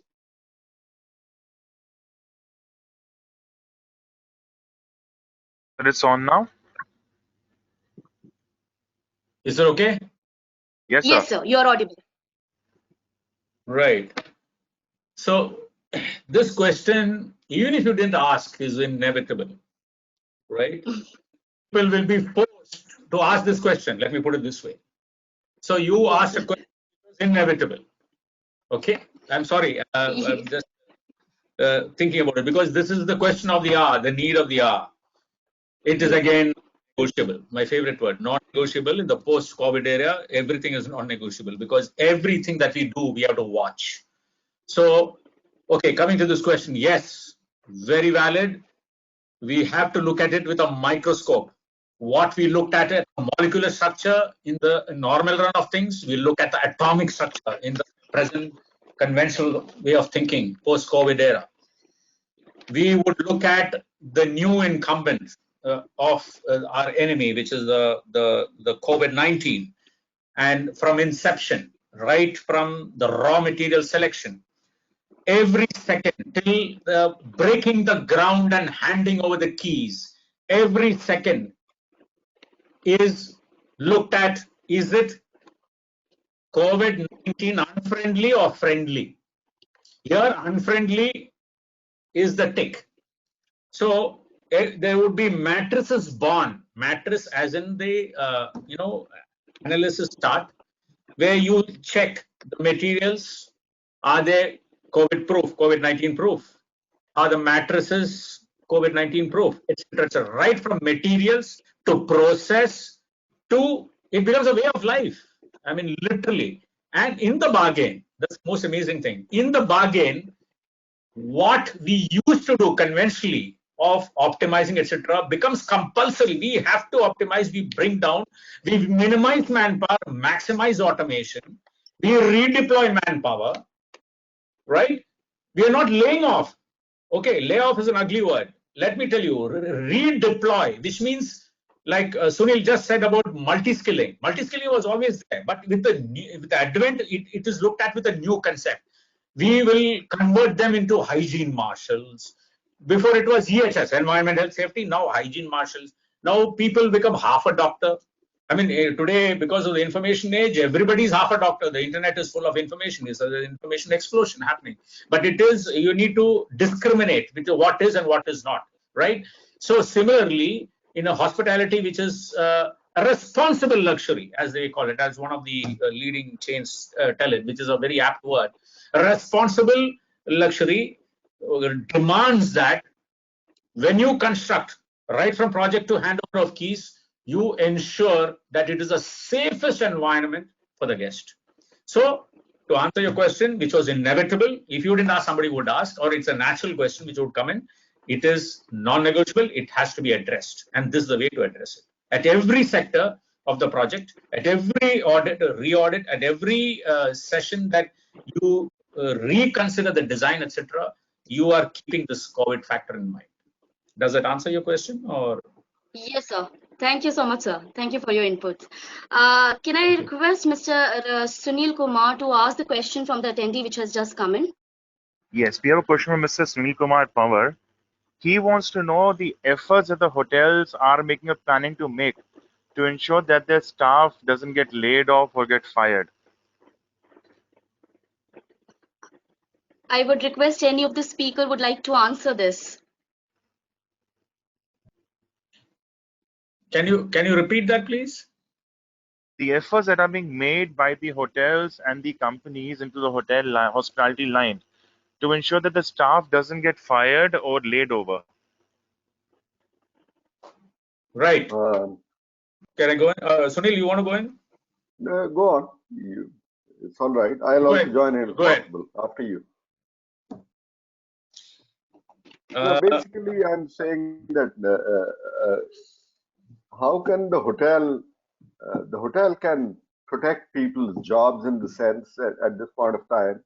And I feel that within the hotel industry, my information is that most hotels have not sent people home in that layoff kind of a manner. They've simply told them that go on, when we restart the project, when you come back, we will call you. Okay. So I think the large practice that the hotel industry has, or shall we say the larger tourism sector, including airlines and others, have done is that they've given people leave without pay or something like that, but nobody's been fired as such. Nobody's been laid off. And it is useless to kind of do something like that, because we should not forget that when we do restart, we still require those people.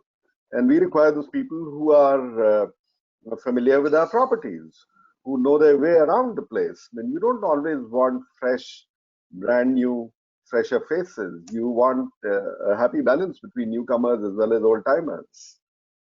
So is that adequately addressing the question? Yes, sir. Can I add? Thank you so much, sir. Yeah, of course. Yes, sir, please. Yes, sir, please. Yeah, I was itching to answer this. I mean, this is a lovely question and is very close to my heart, because I have seen a lot of things that's happening in the industry. Tell me, I'm answering this question with a question. Tell me something. You have your external customer, and when you say the guest is right or wrong, they're right, and you look after them, right? And who serves them? Our internal customer. Who's our internal customer? Is our staff, our employees. How can you even dream? Now, this is a very, very, because I feel very strongly about this. How can you even dream of your warriors who look after the customers who give you a revenue? I mean, you're thinking of laying off? That's terrible. How do you, and there are chains. Today, as we speak, I know of some very good chains where, see, the hospitality industry, where the HR is inbuilt into each and every staff. He has to be an HR person when interacting with the guest. Back of the house or front of the house. They're all connected. It's a universe of HR. And how can you differentiate or segregate? How can you shoot your foot soldier in the feet and tell the top layer to take 10% off and 80% cut on the foot soldiers? This is this is criminal according to me. You can redeploy. If the same warriors, which is your staff, ensured your revenues coming in, and you as a company collected a kitty of revenues, you must keep something in posterity to take care of them when the chips are down. And you have the audacity, I'm sorry, I'm using very powerful word because I feel very strongly about this. You have the audacity to say layoff. That's inhuman for a hospitality industry, which is a human industry, which is a people industry. You can't do this. If that is the case, then these companies, be it 5-star, 4-star, whatever it is, right? They don't have a heart. And that company, which has a heart, will always succeed. You are not fooling anyone. Everybody's watching.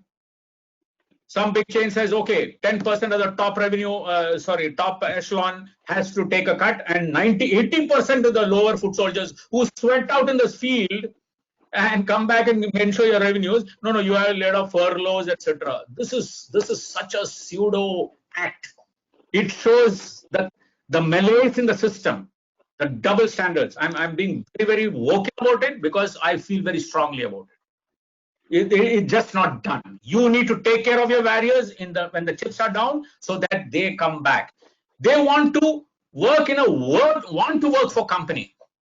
Are you a want to work for company or you want to kick ass company? I'm being very vocal here. No, this is not right. Right? They should never be deployed. They should be parked. Something such that you get their goodwill, because they are tomorrow going to bring in your revenues. They will swear by you. Their entire family will succeed getting into hospitality because you set a hospitality trend and a template which they would follow. I am shocked at some of the big chains who talk this way. And let me tell you, today there are chains, mid-scale, etc., who are using this as a USP and giving incentives and telling their staff, don't get disheartened. We are giving you incentives. Can you beat it? Kudos to such companies. I won't name them. I know them. This is like the cream separating from milk. This is the churning, and it is it's high time that we know who is what is. That the actual DNA comes out. I know the best company wins. Sorry. So that's to answer this. I couldn't help. I just have one sentence to make. And that is that whichever company is laying off staff actually is doing a service to the hotels, because they are gifting their talent on a platter to their competitor. So whoever does it. No, one second. We have a debate here. Sorry, I don't know whether we have time here. No, we can do it separately. I totally disagree. I may be wrong. I don't think I am, but we can take it separately. No, not at all. I got a question here for either Mr. Menon or Mr. Mathur. My name is Surendra from London. Guys, you would have heard in the news like 75% of the workforce in the UK is on furlough, has been temporarily laid off, right? So my point is, in the better good of the company, if there are a few layoffs, then so be it. It's almost like if you have to cut a bit of your arm for you to survive. I can't see the harm in it coming from where I am. Yeah. So my point is, I kind of disagree with what Mr. Menon has said. If you cannot, I think we can take it aside, and I'd love to discuss this with you, because I have a very strong reason for this, but it may eat into this session.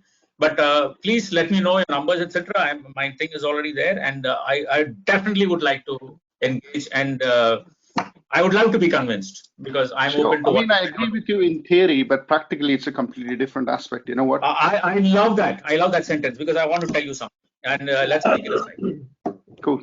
No worries. Thank you. Thank you so much. Mr. Surendra Mathur here. I think the camera is not coming on properly, but leave that aside. Just to add on to this, I think these are all opinion and the way we kind of do these things. As I said in response to the question, I don't think, to the best of my knowledge, people have been laid off. I don't think in India we have this nature of an approach. Please also understand that in this market, as different from many other markets in the world, we work on a system. Our employment practices are permanent employment. They're not contract in that limited term sense or fixed term sense. We like to take care of our people in a long term point of view. Okay, so when the times are down, when the chips are down, when there is no work to be done, we can send them on leave. We don't have to send them home in a negative way. We don't have to fire them. I've said that before. So I think it's the way different people respond in different marketplaces, but it's a cultural issue, may I say.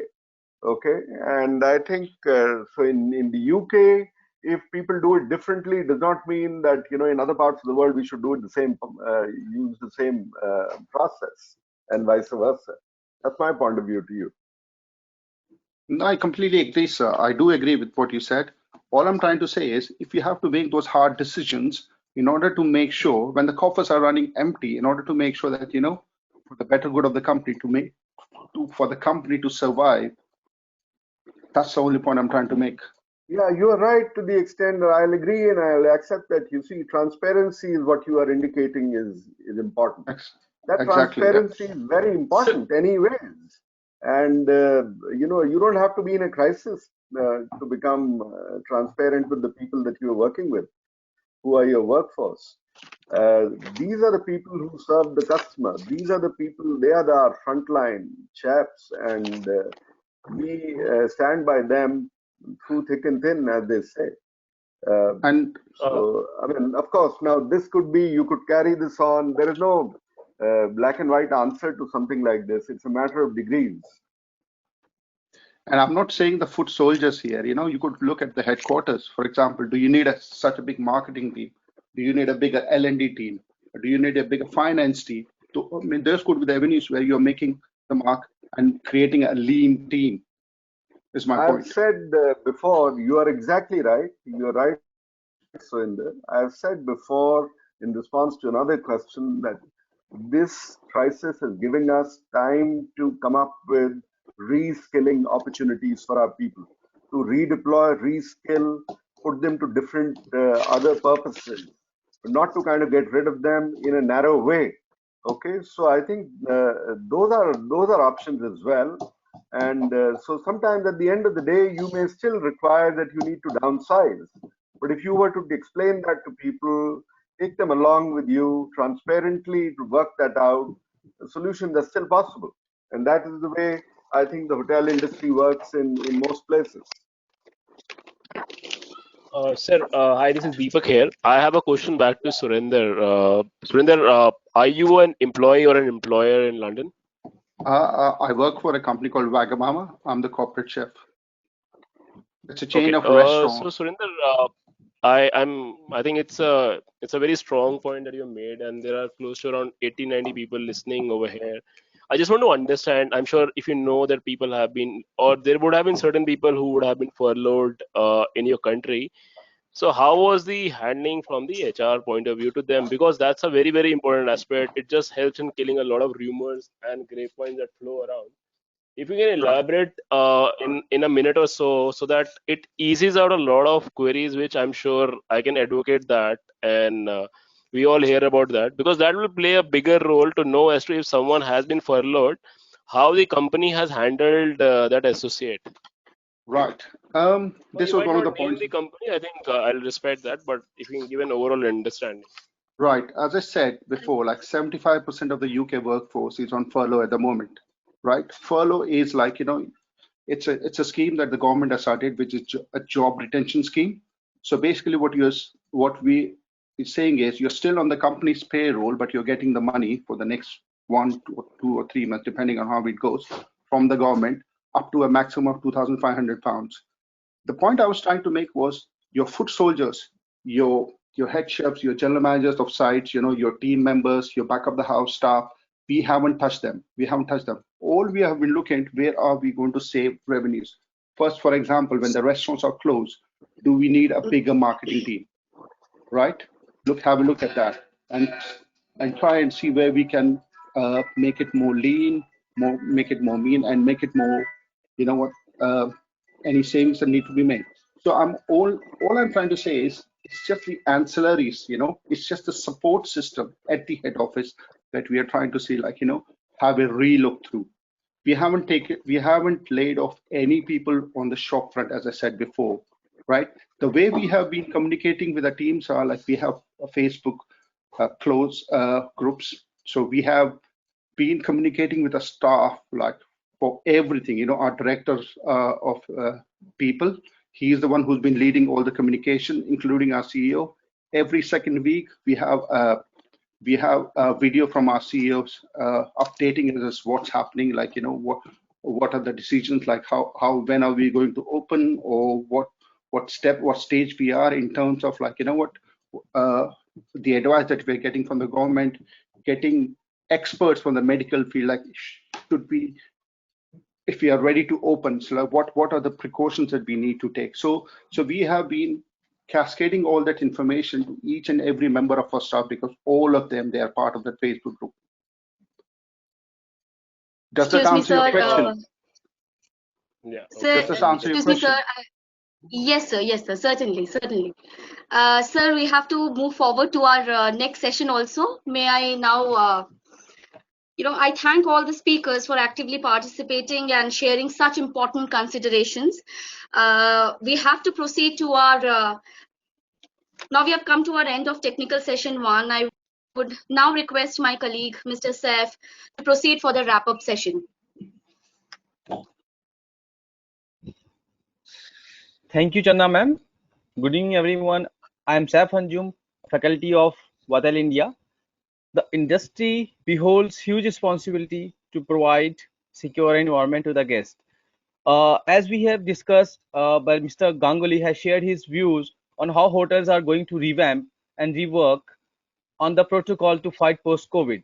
Hotels are working on contingency plan right now, and hotels will deal with the occupancy strategy post-COVID, and new ways of working will be a part of daily life, like wearing a mask, sanitization process, hygiene are a few points. Without saying, food safety will also be a major concern, along with the safety gears of an employee.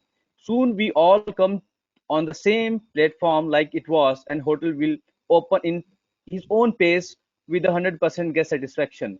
And where Mr. Sadij has put his valuable experience, has highlighting the points like what will happen in the future, and hotel will definitely get back to normal. The most important is to keep our focus on social distancing and hygiene even post-COVID. Sir has touched the major segment of traveler which provide the business to the hospitality industry, and will take time to boost again with his own pace, which is very important nowadays to understand how we can cope up with this situation and how we can get everything to the normal. Mr. Muralidharan has shared a tool success to rebuild a strong foundation of hospitality segment once again. Very well explained the Indian tourism value and direct, indirect impact of lockdown, even on the Indian GDP. How much the share is involved in the GDP of India with the help of your tourism industry. Sir has highlighted the working pattern post-COVID, which will help major industry partner to overcome, like automated concierge service in future, which will definitely help to our guests, and a proper training program for a staff to identify the symptoms of any disease like a COVID or any dangerous disease in an individual. Sir has given a new business definition, which we all know nowadays, a quarantine business, which we can understand very well at this point of time what quarantine business is and how hotels are participating in this business. Mr. Behel has highlighted how hospitality industry should strategize on sales and marketing to engage existing and future guests. Sir has shared the both side of a coin with positive effect and obviously negative side of the COVID-19. During this situation, each and everyone has adopted the online mode of communication and offer all day-to-day activities related to a job, with 100% employer satisfaction. New concept will be introduced very soon when we will start our work again, called We Care, and a lot more focus will be on getting the business back to the normal. And we'll introduce a new way of giving information to all our guests about the sanitization part and hygiene, how we are taking care in their guest room. They can access with just by a QR code and through a video. And in the last, we are amazed with the new ideas and views shared by everyone on the aspect of design new strategies post-COVID. I sincerely thanks to all my speakers and participants for sharing their valuable time with us. Now I would request Ms. Anshu Rawal to proceed with the technical session 2. Thank you, everyone. Thank you, sir. Good evening, everyone. I, Anshu Rawal, faculty Vatel Hotel and Tourism Business School, welcome you all to the technical session 2. For this session, I will be your moderator. The theme for the technical session 2 is Changes COVID-19 is forcing onto hospitality business. We all know that COVID-19 is adversely affecting whole world. On the business level, the impacts of the crisis have reached every industry in the world, with travel and tourism taking a massive hit. According to OAG Aviation Worldwide, the travel restrictions on international flights have caused the global airline industry losses mounting up to 880 billion. Many hotels find themselves empty and looking to fill the once full lobbies and rooms. Nevertheless, the grave situation has given space for the worldwide solidarity, with many hotels around the world providing their premises to house medical staff, first responders, and to hospital patients not suffering from coronavirus. Now I would like to open the session, but before that, in this session, we have 4 eminent and responsible speakers for this session. I would request all the speakers not to leave the session as we have a question and answer round lined up at the end. I may now present you all the first speaker of the technical session 2, Ms. Bindia Yadav, Executive Housekeeper,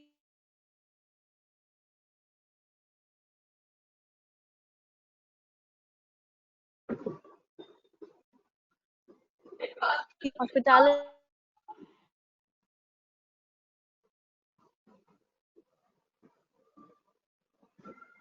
industry, and public speaking. Strong operations, Masters of Business Administration focused in Human Resource Management from Symbiosis Institute of Management Studies. With over 20 years of hospitality experience, Ms. Bindia has worked with well-known hospitality organizations like Oberoi, Taj, and Imperial New Delhi. Now, I would request Bindia ma'am to share her views on the theme.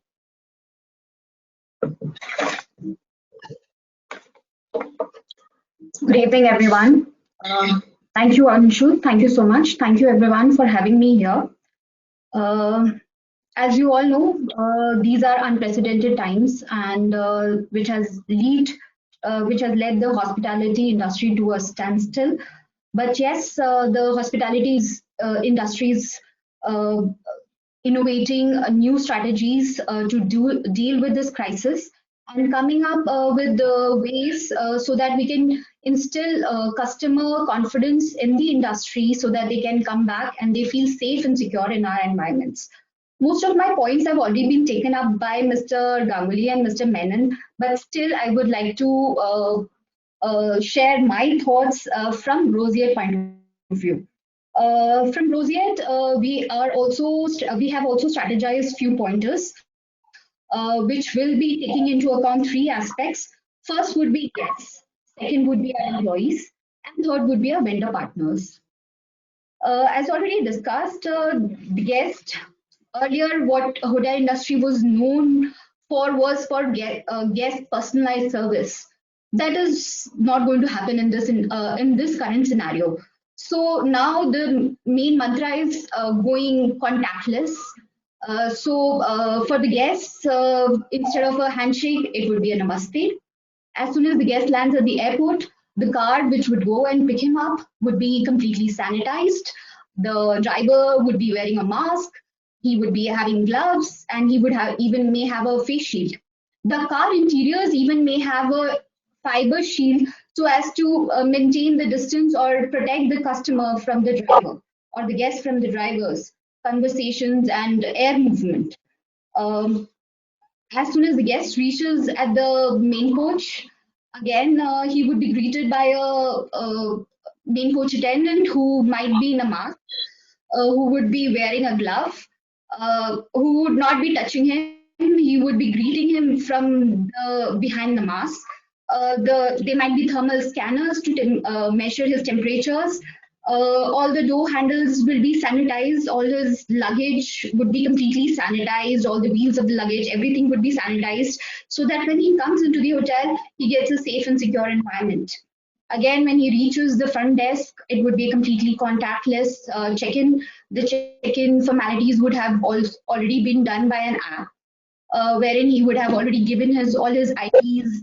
The registration card would be automatically signed with a digital signature. And he would get a keyless card, or the phone would act as his key card, which will give him access to the elevators. The elevators, again, in Roseate, we have strategized that we will have an attendant who would, at the lobby level, who would be assisting all the guests with pressing of the buttons, so that they don't have to press any buttons and fall a victim to the COVID, or they feel safe in that environment. And they can use their phone, or the attendant can press the respective number for the floor, and the guest reaches there. His phone might act as a key card, and he would be able to access his room.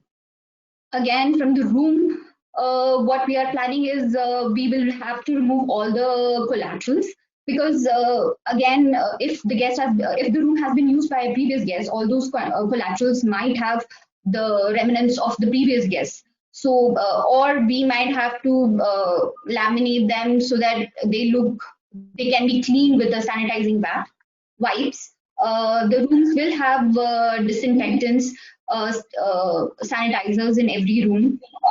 The telephones, from the housekeeping point of view, what we have to do is we have to clean all the touch points in the room so that the guest feels safe. Like his telephone has to be completely sanitized and disinfected. His TV remote, all the bathrooms,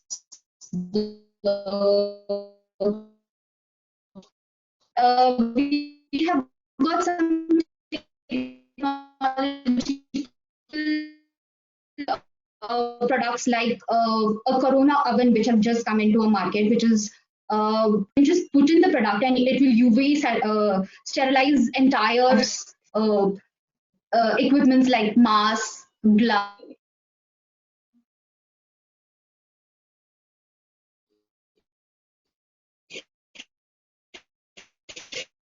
Would be completely sanitized. So these are some of the things which the guests will have to will feel a little comfortable and safe. Secondly, the menus, again, as already discussed by Mr. Ganguly and Mr. Menon, the menus would be completely contactless. The guest can order through his phone. When they go into a restaurant, all the tables would be completely sanitized. In Roseate, we have given them access to our kitchens on that app link itself. So if they want to observe what's happening in our kitchens, how we are making his dish, they would be able to have access to it, so that they feel more secure and safe, and they would be able to visualize it themselves, that how the food is getting ready and getting prepared for them. Some thoughts which as industry, as a strategy which we have to look into are the fabrics which we are going to use in the rooms. They should be really washable, and for every time the guest checks out, we should be able to wash them. Curtains, the heavy curtains which used to be act like heavy curtains, or blinds which used to cut off the lights, we might have to look into ways of getting rid of them, because every time a guest checks out and we removing them out and taking them down for washing, and then placing it back is a huge labor. We might have to look into glasses which become completely give a blackout imprint into the room, so that we don't have to put any curtains or heavy curtains into the room. We might have to look into mattresses, like Mr. Menon has already pointed out, which can repel maybe viruses, bacteria, microbes, which would be easily cleanable. We would be sanitizing all the pillows by tumble drying them.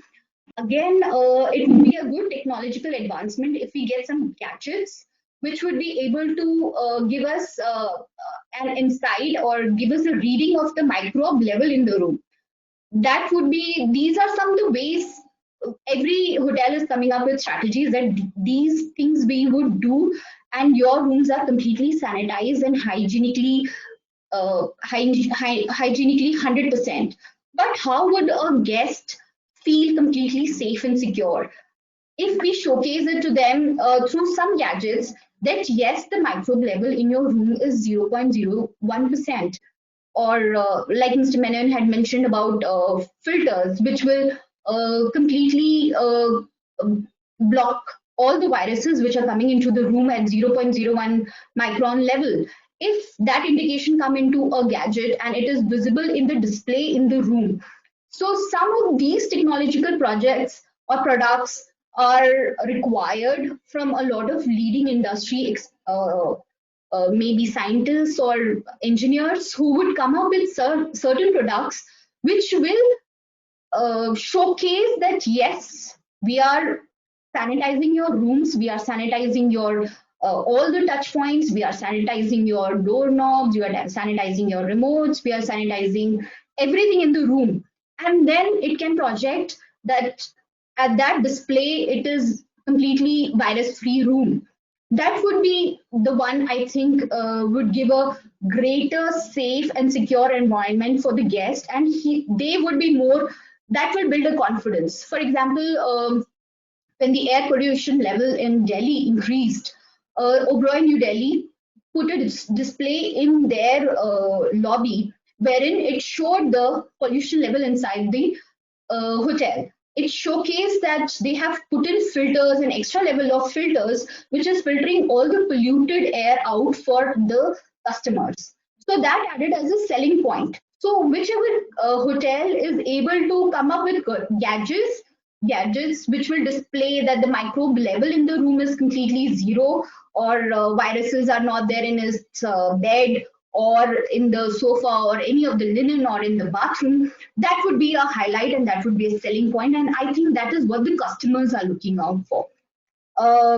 So another thing which a lot of industry experts and strategies would have to be made in terms of what would be the look and feel of the lobby, what upholsteries to be used, fabrics, carpets, maybe corridor carpets.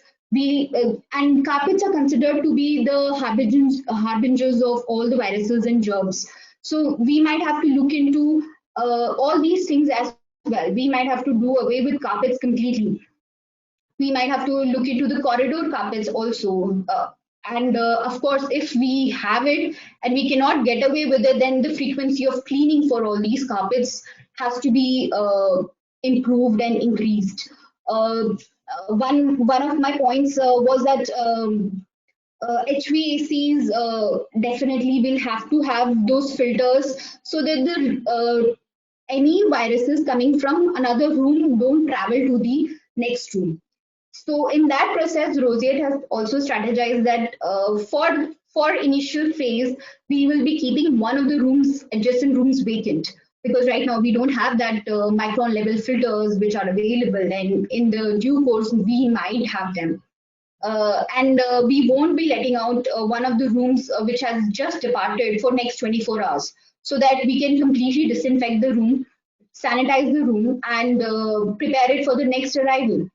Similarly, in public areas, we'll have to do away with hand soaps. We'll have to go with contactless hand soaps, contactless hand sanitizers. We'll have to deploy people wherein after every use of the public area washroom, we'll have to sanitize all the surfaces, all the doors which the guests use will have to be sanitized until or unless we change all these doors to sensor-based doors. All these touch points have to be completely taken care of. And more audits. I think the industry, what as the housekeeper would be looking at, and for the guest also to feel 100% safe in an environment would be audits. How we are doing our audits, how we are checking our area. So a gadget which I, as a housekeeper, would be able to carry and go and cross-check a room and say that, okay, this is not fit for my guest to come in. So all these gadgets have to be looked into, all the audits will have to be done. Second aspect being the employees. When they come in, again, the temperature checks. Second thing about the biometric scan, which most of the institutions are doing, instead of a finger scan, we'll have to look at a retinal scan maybe, or a face recognition scan, because those touch finger scans are again violating the WHO norms of social distancing and touching and exposing the surfaces a lot. Then the lockers, how the employees are going to use the lockers. We'll have to space out the lockers. We'll have to call different shifts at different timings. In cafeterias also, the social distancing norms have to be maintained. Different teams will have to come at different times to have cafeteria food. So all these things have been strategized from the employee point of view. In terms of vendor point of view, again, we have looked into how the deliveries would be coming in, their temperature checks, all the fresh food deliveries which are coming in. So how will they be washed, sanitized, and how long they will be kept before they would be used. If there are some perishables, then they would have to clean and sanitize and immediately gone into for consumptions. So some of these things we will have to look into. And we, instead of giving yes, earlier we used to give a lot of farewell gifts. We might have to look at different gifts like a UV sanitizing instrument as a gift in future, maybe for guests to sanitize their phones, or a Clorox wipes. We might have to even look away at removing our guest amenities like dental kit and shaving kit, and we'll have to make them on wall so that the contact points in the rooms are removed. So these are some of the things which I feel we might have to look into. Yes, we have strategized for sanitizing, and hygiene has become a priority. But I feel to conclude is that the guest will only feel 100% safe and secure is when we would be able to display it to him that the microbes and the viruses levels in the rooms and in public areas are completely negligible. Thank you so much. Thank you, ma'am. Thank you for your valuable insights on the theme, and UV light sanitizer will be a major takeaway for this today's session. I may now present you all the second speaker of the technical session 2, Chef Surendra Yeju, Corporate Chef, Vegamama, London. He is an alumnus of IHM Bhubaneswar. His enormous talent for food development and understanding the trends shaping Asian cuisine has made him a huge asset for Vegamama. Over the past years, he has spearheaded the launch of 2 national menus and 6 menus at its Noodle Lab test site, as well as pioneering its Smart Rota project for back-of-the-house staff and training Wagamama's senior chef team on menu rollouts. With delivery taking on added significance for the business, Surinder sir has played a major role in setting up Vegamama's first Deliveroo edition site, with more to follow. And on the equipment side, he has driven improvements in oil savings, energy consumption, and finished products following trials of high-spec frying equipments. Now over to you, sir. Please share your views on the theme.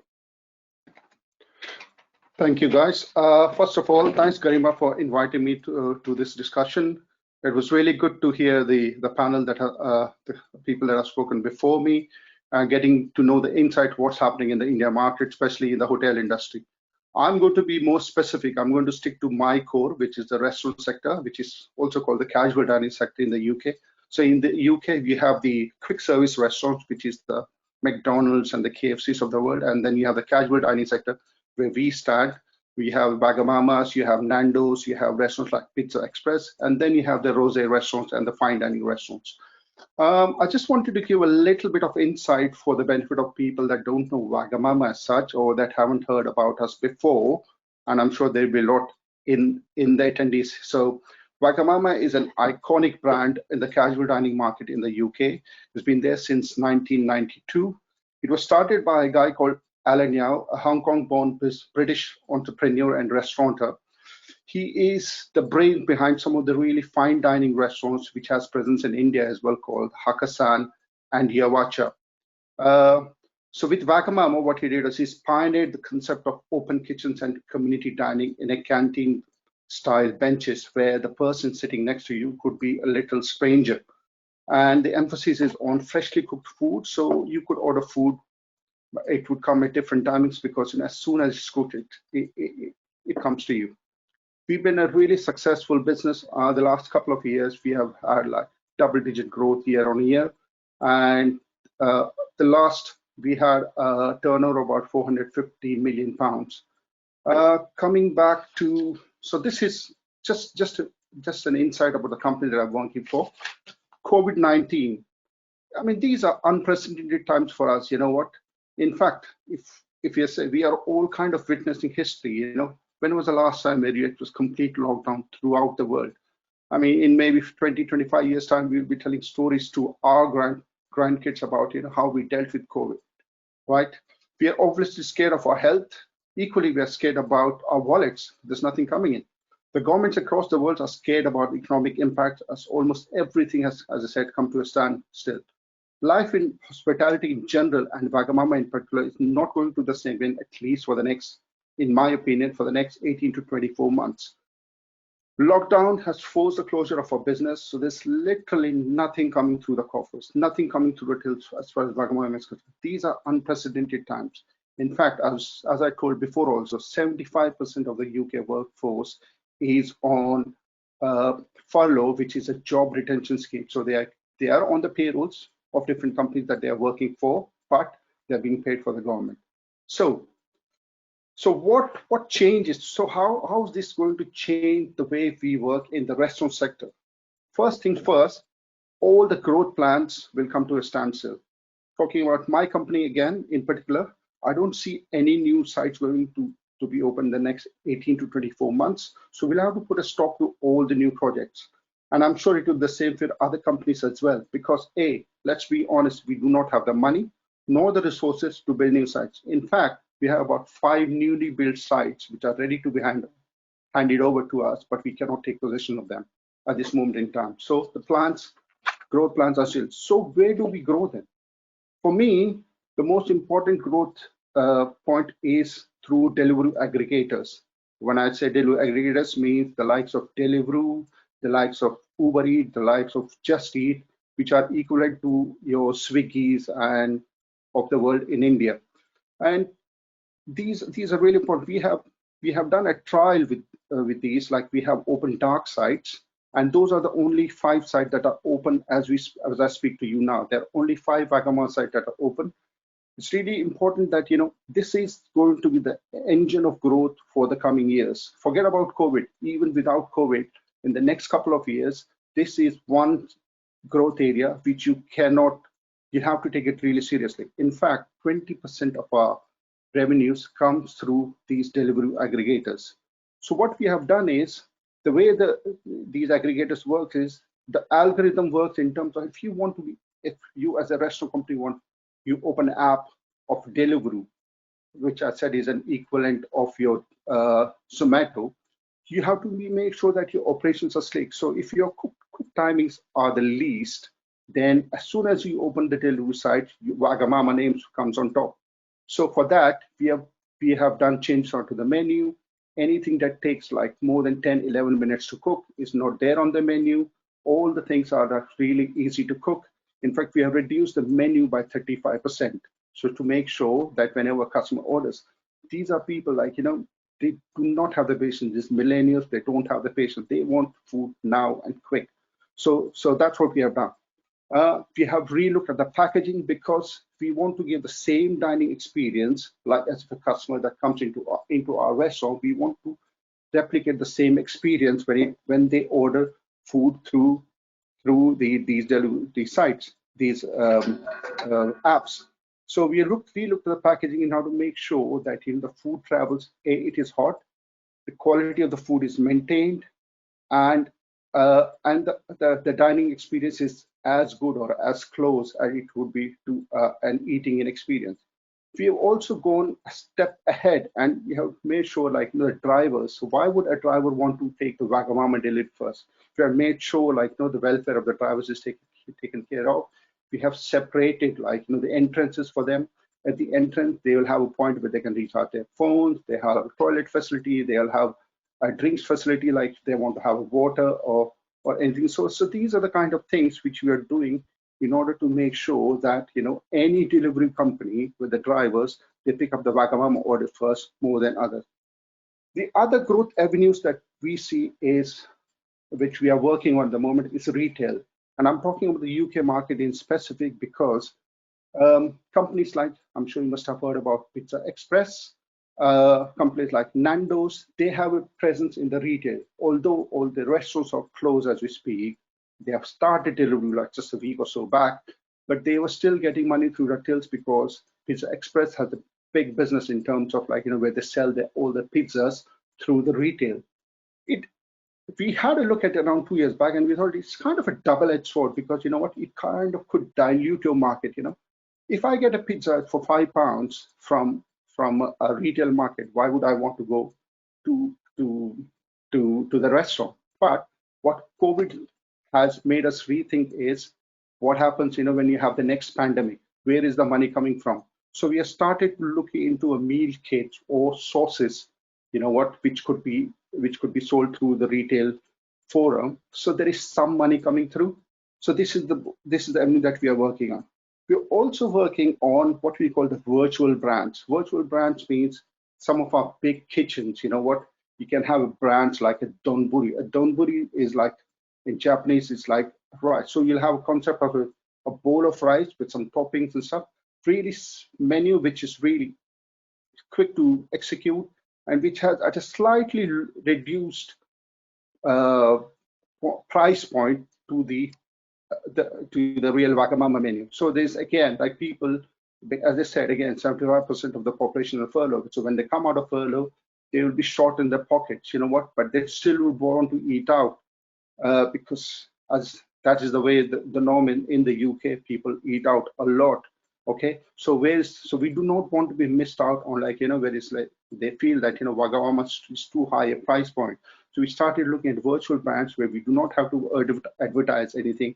It all goes through website. It all goes through company like Uber Eats or Deliveroo, and that's the right price point.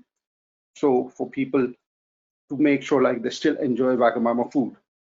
The other aspect that we're looking at are partnership with meal kit companies. There's another concept which has come into being in the last, I would say, 18 months, where you have these meal kit companies which have a flat pack which can go through your letterboxes. What it does is it will have a recipe, it will have ingredients. So if it could be a piece of meat, it could be a steak, it could be a chicken or anything. It will have some fresh vegetables and some seasoning and sauces. So what we are trying to do is we are trying to enter into partnership with these companies. These are companies called, anybody wants to Google, called Gusto or HelloFresh. So what we do is we share our recipes with them. These recipes might not necessarily be the ones that are there on the menu, or they could be something that was on the menu. They could be something that in our cookbooks and stuff. So the idea is to keep ourselves relevant, right? When pandemic occurs again, or even now. So to whet the appetite of our customers and say you have to come to us for more or order to delivery companies to get what is there on the existing menu at the now.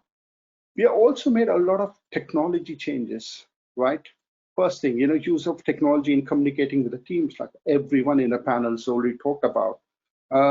So communication using our closed Facebook group, all the communication goes through that. We have created an app and we are developing more on that, like it's called WhatsApp.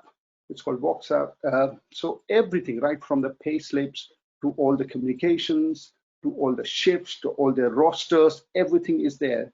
So, and this we will keep on, I mean, part of our success is because we have embraced technology so much and we continue to invest on that. So all the communications is centralized. So it's one message and one voice. It's not like, you have different channels where you're going and we are getting different messages. It's just one channel, one message. We have also embraced technology where we, like if a customer walks into our restaurant, right? So we can up and down the touch point in terms of like, our staff, the front of the house going to them. So once we open the table for them, so you have a table number 1, 2, whatever, all right? So what we say that he can choose to order his starters, he can choose to order his dessert, and he can choose to pay like Uber style. As soon as he logs on, he puts in a table number. Once his meal is finished, once he walks out of the restaurant, the payment goes like Uber style payment.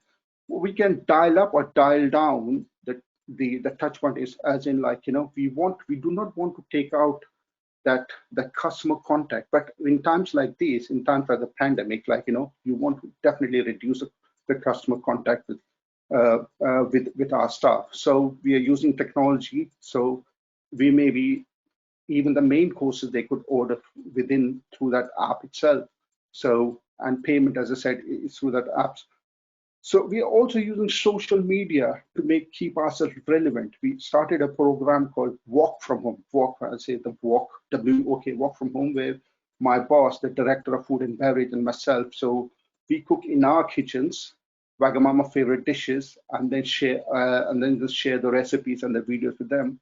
In fact, it was so successful. The first 3 videos that we put, we had more than 2 million hits, 2 million views.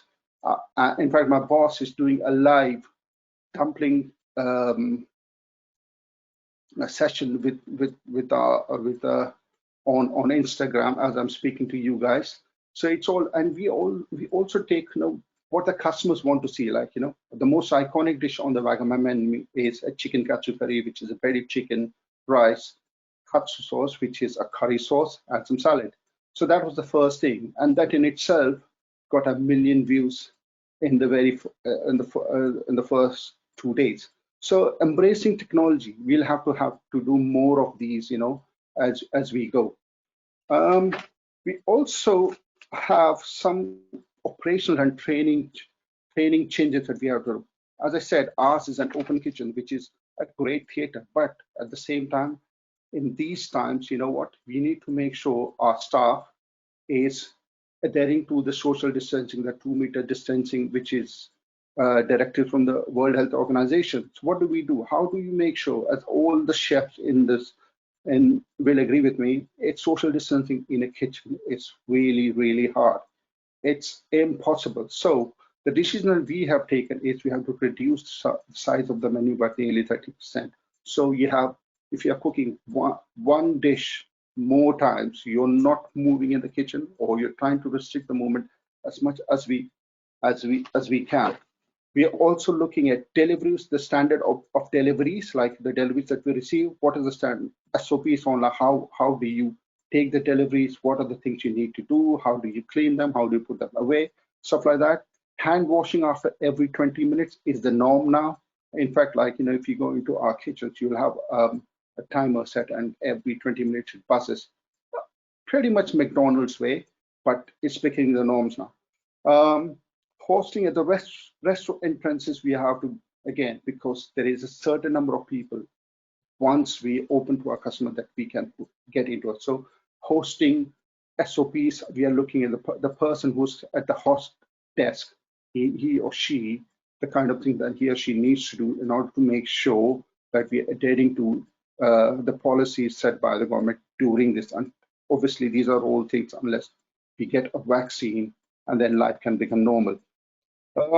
we are also making a lot of structural changes, like, for example, in order to minimize hand contact, we are using foot operated doors at the moment.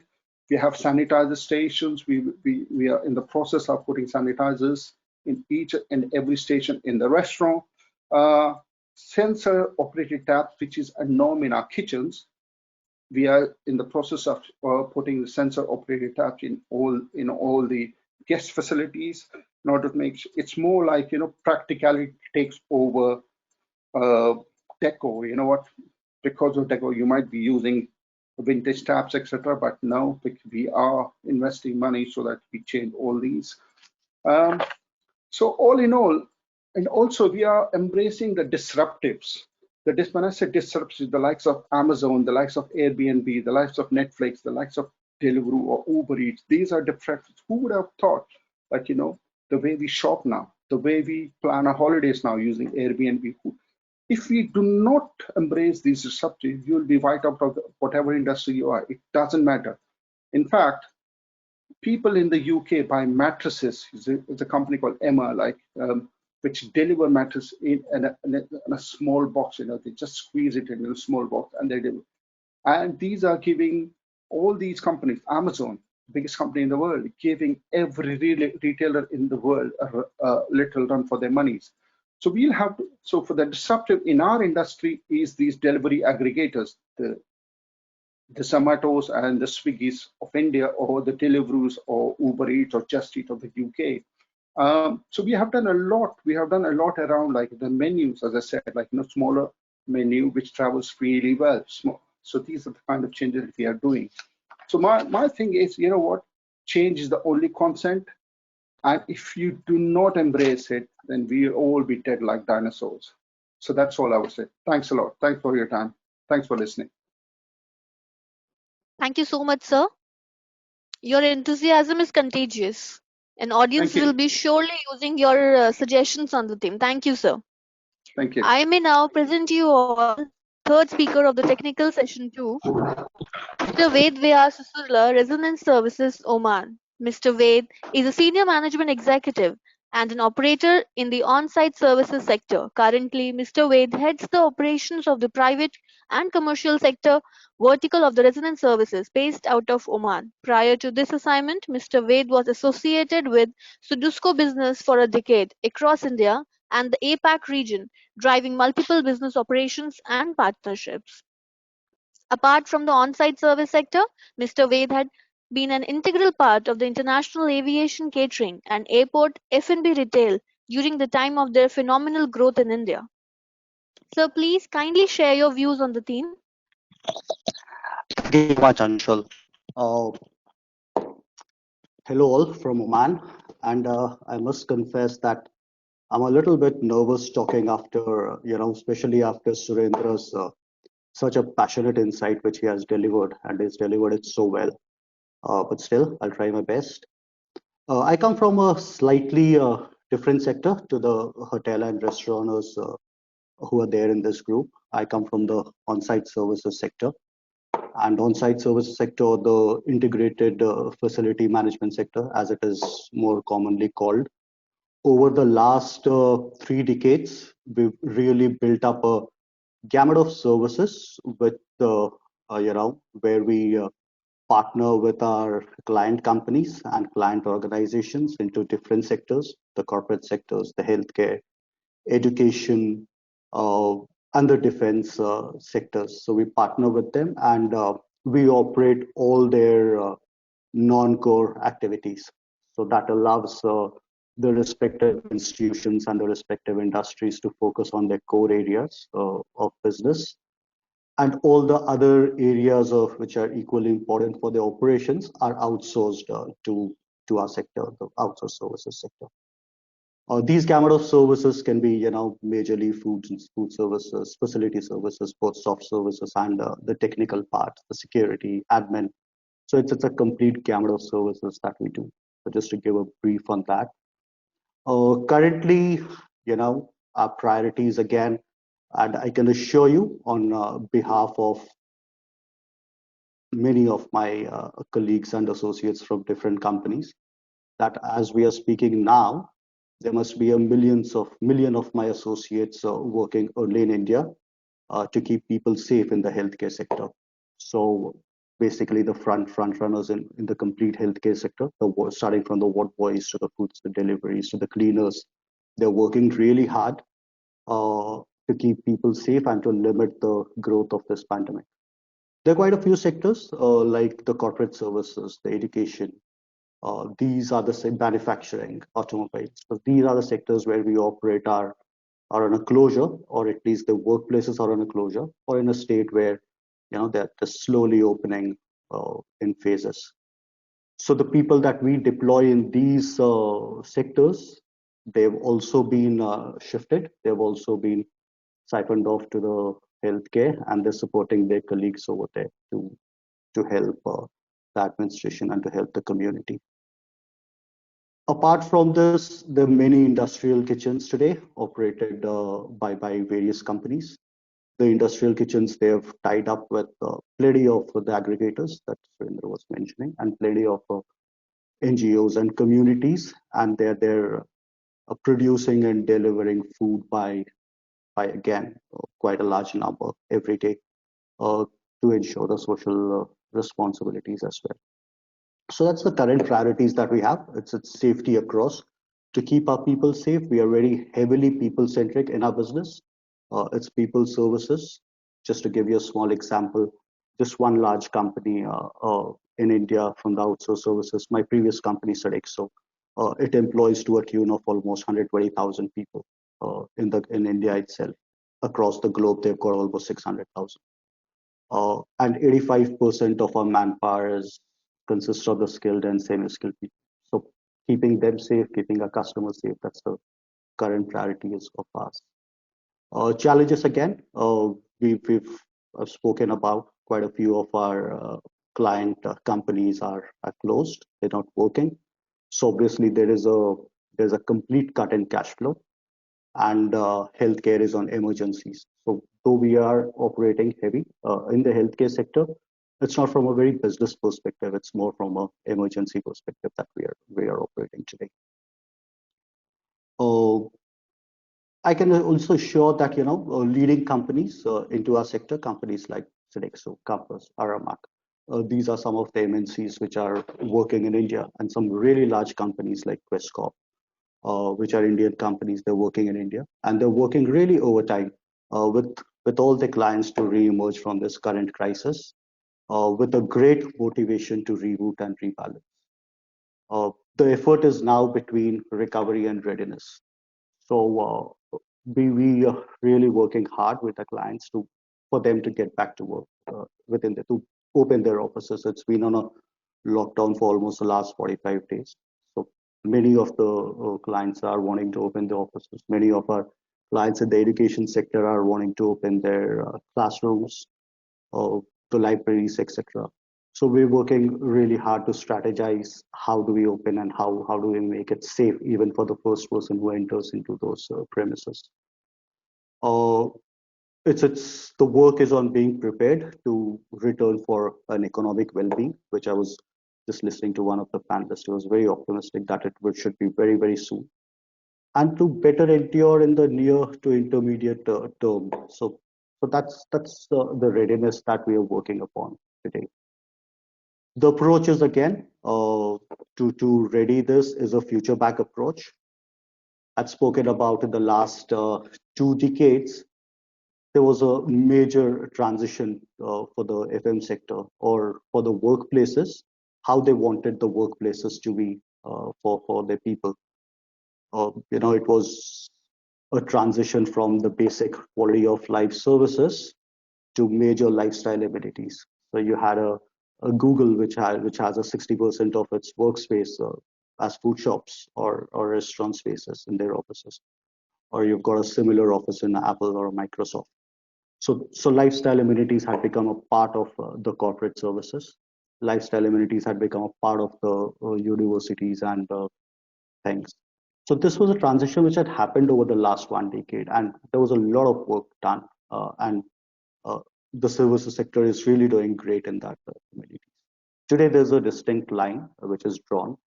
and the clients are very, very well aware where they need to draw a line in their workspaces. Do they have a lifestyle amenity based or focus in their workplaces, or do they have a lifesaver amenity focus? So that line is being drawn, and how do we transit again? So it's a complete future back approach that the vision would be to work for a scenario that makes sure that we are following a path that will keep us relevant today and 15 years from now.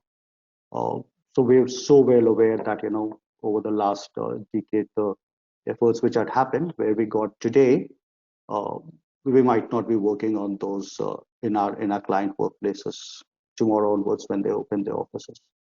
So that's a future back approach that would be deployed by the companies.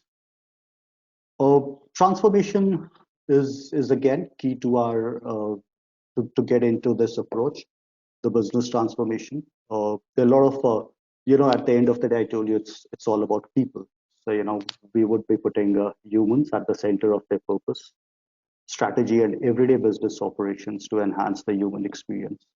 What it means is a very high degree of personalization, a high degree of predictability and authenticity. For employees, it's about the depth to which they feel cared for, and for the leadership, and that the leadership is thinking about their health, well-being, and productivity. Any employee or any of our client associate, people from our services, people from our sector, companies, being based off their offices or the institutions, would be looked at. I don't know if that's the right word to use. Would be looked at with a lot of suspicion, where they're coming from, what they're doing. So for companies like ours, there would be an extremely high focus on their quality of life. Where do they live? How do they stay? How do they commute? And these are the things which the clients will be getting involved very, very directly. That's a showcase to start with, even for our companies, that this is, we've seen the migrant labor, that's been an eye opener with the heavy amount of people that we deploy. That's one area which will be a very high focus area to ensure that their quality of life is maintained quite well. Innovating at a scale through the ecosystems of partnerships, various partnerships. Surendra was talking about the partnerships that he was having with so many aggregators and disruptors. So that would be putting our organizations at the forefront of disruption rather than being disrupted. So again, even in small workplaces where we operate, cafeterias, where we operate on-site live kitchens, etc., people would be wary of using those areas. So companies are tying up with various aggregators, various technology firms, where people working on their desks are able to place orders. They know what's the menu being cooked back in the live kitchen in their offices, or their catering companies who are getting the food to their offices. So they'll have that technology to select their menus sitting on their desks and get a time as well. So they would be slotted for their meal deliveries.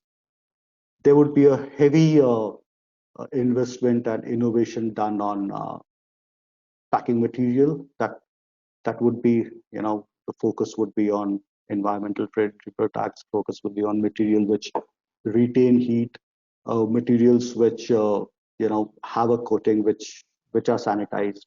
So the touch points, we have spoken on those. So there'll be a heavy innovation on the things that we use. There'll be heavy innovation on the services that we do. Many of the services that we do today in offices, whether it's operating gyms, whether it's operating, massage centers, these might not be coming back soon. So we will be innovating and increasing the gamut of our services, which we have already started quite a bit. We are getting the senior care at home facilities and those services very fast into a country like India. That's quite a bit in a country, even in a country like Oman, where the seniors get treated at home itself. They're cared for or nursed at home, so that they really don't have to commute to the hospitals. And the hospitals have got that bandwidth and the space to deal with a pandemic like this. There would be, nursing care. there would be facilities, the technical facility guys who would be helping the corporate services in setting up offices at home for the people working out from home. So they would be setting up networks. We operate a lot in networking and the technical facilities management. So there would be a lot of innovations over there. There were a lot of innovations by the FM companies who operate in real estates to renegotiate the deals that the companies have, with the landlords or with the tech parks or with the buildings. There would be a lot of partnership of various companies to share the workspaces. We've already seen TCS announcing over the next 2 years, 70% of the people working from home, or Google announcing till the end of this year, people working from their home. So the amount of spaces that have been taken up in the real estate by these offices, that would shrink, that the requirement will not be there. So companies like ours would be playing a major role in realigning partnerships and realigning negotiations in the lease sector. The third again, we've been talking about technology, and that's been talked about over the last 7 to 8 years, but it had been slow. Today's demand would be to deploy at the speed at which the customers and the employees need it, rather than fast as the legacy system will allow. So there's already been work in most of the offices, most of the things. We've already had a eye scanner to enter into doors. We've created badges for all the employees, and that's a part of the service sector technology as well. The badges for the employees, which allows the sensor doors to open with the badges right on the neck. So these are no touch points. Safety had always been paramount. That's the objective which most of the companies in the outsourced services sector operated with, considering the volume of people who are there in the workplaces and the large number of gatherings. So safety had been paramount. The requirement would be to have a new protocol, especially with the pandemic in place.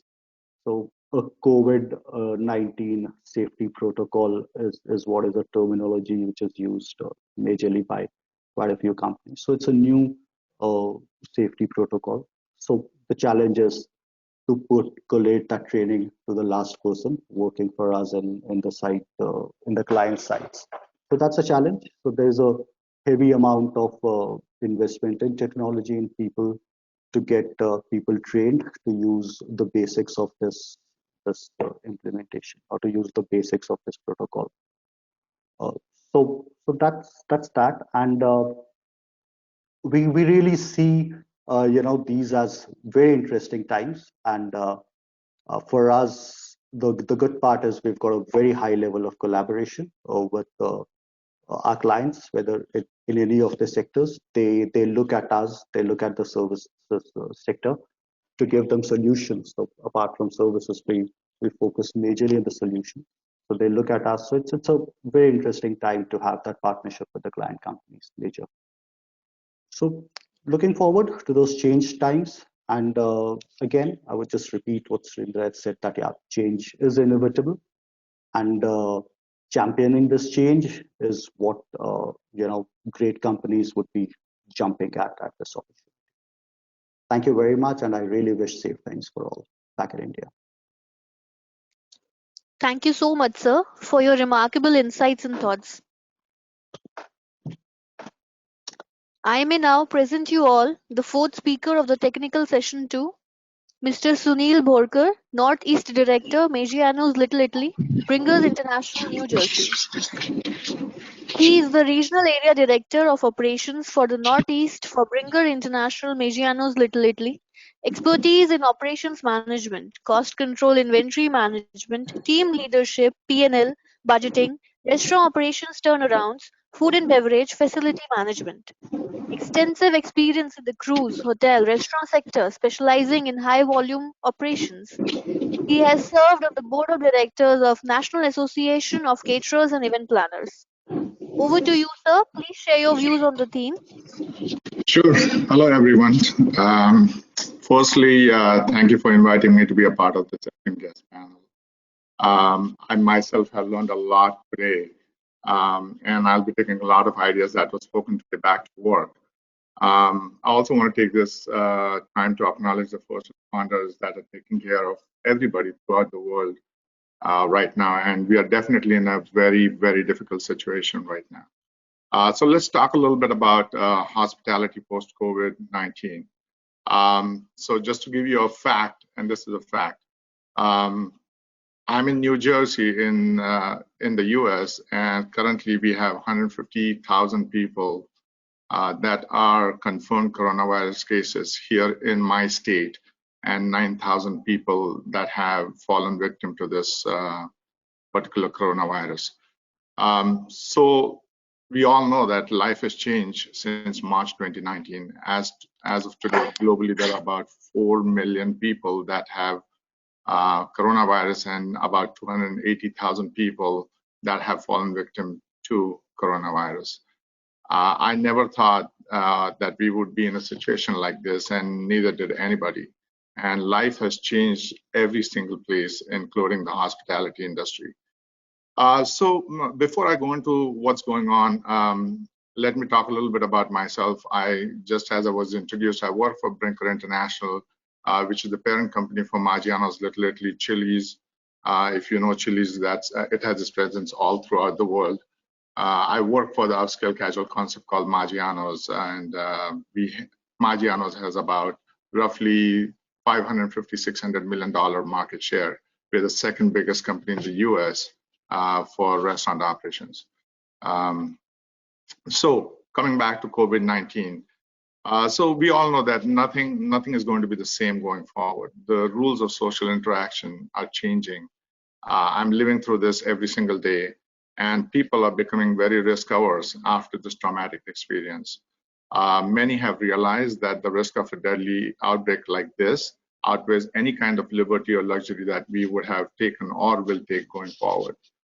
A lot of things are changing, and I'm actually going through this change as we speak, adapting day by day on different strategies, different things as they come to light. So how will things look for us in the future, and what can we expect to change in our industry and hospitality in general as we know it?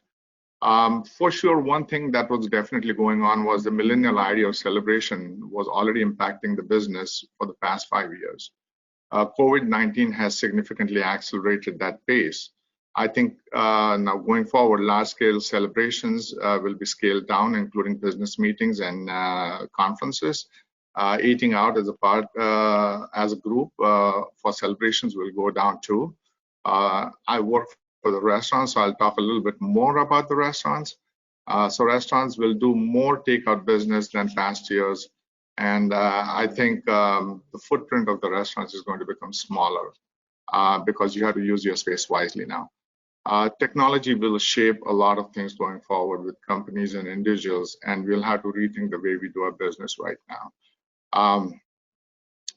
Innovation will be the key for companies, and companies will literally have to think outside the box in this particular situation. Consumer behavior has definitely changed, and I've seen this in the past 1 month of us doing business. So just so you know, we went into a lockdown situation at the end of March. Restaurants were all closed. All my restaurants were closed in the northeast of USA. And then we had to rethink our strategy on how we were going to go forward. We definitely couldn't keep the restaurants closed. So, you know, we ended up having our entire management crew come back to the restaurants and, you know, cook food. And currently we're doing delivery and catering wherever it's possible. And it has yielded good results, I'll be very honest. So anyways, so going forward, here are some of the things that companies and business leaders will have to focus. Food safety will be primal, sanitation and hygiene will be of utmost importance. I think a lot of speakers have addressed this. Sanitation will be one of the key things for any business to survive going forward. Use of technology, mobile payment options, cashless payment options, disposable menus and digital menus on personal devices will take precedence this coming year. use of ultraviolet devices to eliminate the spread of infectious disease in the restaurant will become very, very prominent, and you'll see it consistently going forward. Use of acceptable personal protective equipment will be mandatory and required in many, many cases, mandated by the governments. Takeout and dining at home with cook your own meal options like Blue Apron and HelloFresh are going to take off a lot. They'll see double-digit growth in those sectors. And then one thing that my company is doing is we are proactively on social media talking about what kind of cleanliness initiatives and safety protocols we are laying in place to make the guests feel secure about their dining. So in general, people will be watching very keenly about dining outs and staying in brands for hotels that look out for the guest safety, and a lot of brands will have to earn the confidence of the guests for the first time. Before your name would bring people to you, now you will have to kind of do a reverse marketing strategy to bring people back into your restaurant. Fortunately, I work for a company which has all, and I know this was a topic of discussion and debate in the first part of this presentation. But fortunately, I work for a company.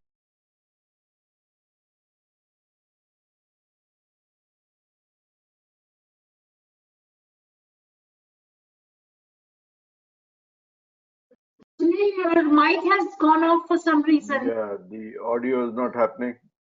Yeah. Sunil, can you just switch on your mic? Yes, I'm looking at that. Sunil sir, I think click the mute button. Yeah. Okay, can you hear me now? Yeah. Yes, Yeah. Please. Yeah. Sorry. Okay.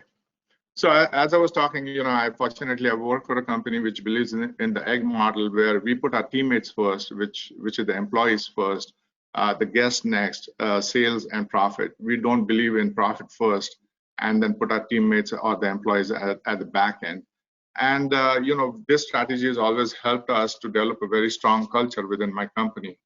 And based on all those things and the changes that are going on, we are doing things a little bit differently than a lot of people out there. So let's talk about those 4 stakeholders that we always talk about. So the first and foremost is employees. And as Mr. Mathur said, transparency is primal. You have to be very, very transparent with everybody on what you're doing, how you're doing it, and what's the way forward. If you don't define that, then you're going to leave a lot of people in the dark and possibly have a lot of attrition or lose some of the best people that you have.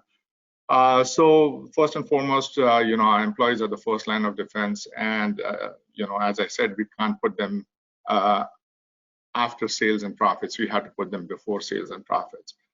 So we have taken a big approach where we are making every employee feel safe, and we have done on-site testing for a lot of employees. We do temperature logs every single day when people come into work. If there's any suspicious uptake in temperature, we send this person home and they're quarantined for 4 days until their temperature levels are back to normal and they are released back to work. So this is one of the ways to keep the teammates as well as a guest safe. We are redesigning the service aspect of a business while keeping the social distancing guidelines and safe practices in mind. What this means is when we are packing food, preparing food, we are wearing masks, we are wearing gloves. The person who's packaging the food is putting a label on the container saying this, your food was packed by so-and-so person. So there is traceability which can happen if something does go wrong.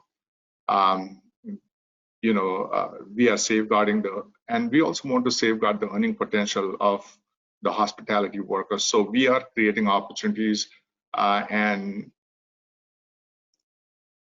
making our teammates, making our employees learn new skill sets so they can be valuable to us in different aspects of our business going forward. At the same time, we are trying to protect the aspect of personalization and true hospitality. Along with the use of technology, you can't just become a a robotic restaurant or a robotic hotel. I travel a lot for my business right now, and when I check into hotels, I have the same keyless options, and the door opens with my cell phone. But sometimes it does feel impersonal, so you have to really rethink how you're going to integrate, the human factor versus, with the technology factor. And then, we are providing all our teammates with every kind of equipment that they need to work with right now. So they are safe and our guests are safe. And then we are also mandating a legal declaration every single day when you come to work, that you have to declare legally that you have not come in contact with anybody who has COVID, or you have not come in contact with anybody who has shown symptoms of COVID-19. And only then you will be allowed to work. So these are some of the things that we're doing for our employees. Now, what's in it for a guest? That's a person. Those are the people that we focus on right now. And the guests are definitely changing. The guests will be looking forward to going to cleaner and safer places that put their hygiene and priority first. So if you noticed, Taj has done this in India right now. At least I know of them. And then almost every company in the US is putting safety protocols on their website, letting people know exactly what kind of steps that they are taking to safeguard and mitigate all the risk. Sanitizer stations and single-use towels throughout the facilities, we are actually doing that as we speak. We are redesigning our restaurants with tables set about 6 feet apart, and only certain number of people that have been allowed in the restaurant right now. So in some states, we are doing almost 33% of the capacity of our restaurants. And yeah, it's definitely hurting right now. The money is tight, the cash flow is tight, just like Mr. Wade said. And you have to rethink of all the possible options on how you can make money and still keep all your people employed. Social distancing will become an expectation and a norm going forward, at least for the near future. We are thinking about 18 to 24 months. Guests will expect the use of technology to keep them safe. So one of the things that we recently talked about was installing thermal cameras in our restaurants, which do a scan. And if they pick up an abnormally high temperature, a person with high temperature, we can approach that individual separately and talk to them on, the way forward. So, this is for the public safety. This is for our teammates' safety. We have to do it. It sounds a little bit intrusive, but this is the only way to go forward now. And I think people will understand why we are doing it. And we'll be watching, and guests will be watching how business will be conducted, how employees are behaving with their personal hygiene, and we'll be under a lot of scrutiny from the guests going forward. So it is very important that we coach, we teach, and we mentor all our team members, all our employees to be safe and sound during these times and going forward. What does this mean for our community? So currently all my restaurants that are open, we are only doing carry out and takeout business. But for the community, what we have done is we have talked to people about best practices. We have talked to people about, hygienic way of dealing with food and vegetables and preparing foods. We are also providing a lot of ready-to-eat meals for the community right now, because in times like this, when you help the community helps you back. So it's very important for you to be part of the social fabric within your community, because you will need these people going forward to get the business back. And then for our shareholders, this is one of the biggest things, at least in America. We talk about earnings per share, and at this point in time, we have to kind of rethink the strategy on what that earnings are going to look like, and what are we willing to sacrifice for those earnings. So there's a lot of talk going on, which is going to define and shape the future of this industry. These are some of the things that are going on in the world right now, at least because of COVID-19 changes that are happening, and it's happening pretty fast. The reopening of the industry will have to be phased in, like almost every speaker has talked about. You can't just jump into reopening your business back. It will be a very phased opening with different stages. One thing we know for sure is nobody knows the exact way forward. None of the companies, nobody has an answer. Nobody's gone through such times to tell you, hey, this is the way forward. So innovation and thinking outside the box will create a lot of new leaders and businesses that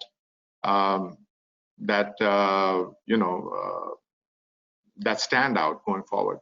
Reinvestment in technology and reevaluation of the business model will be a new expectation. Now, we are a very labor-intensive industry, so most of our dollars go towards labor.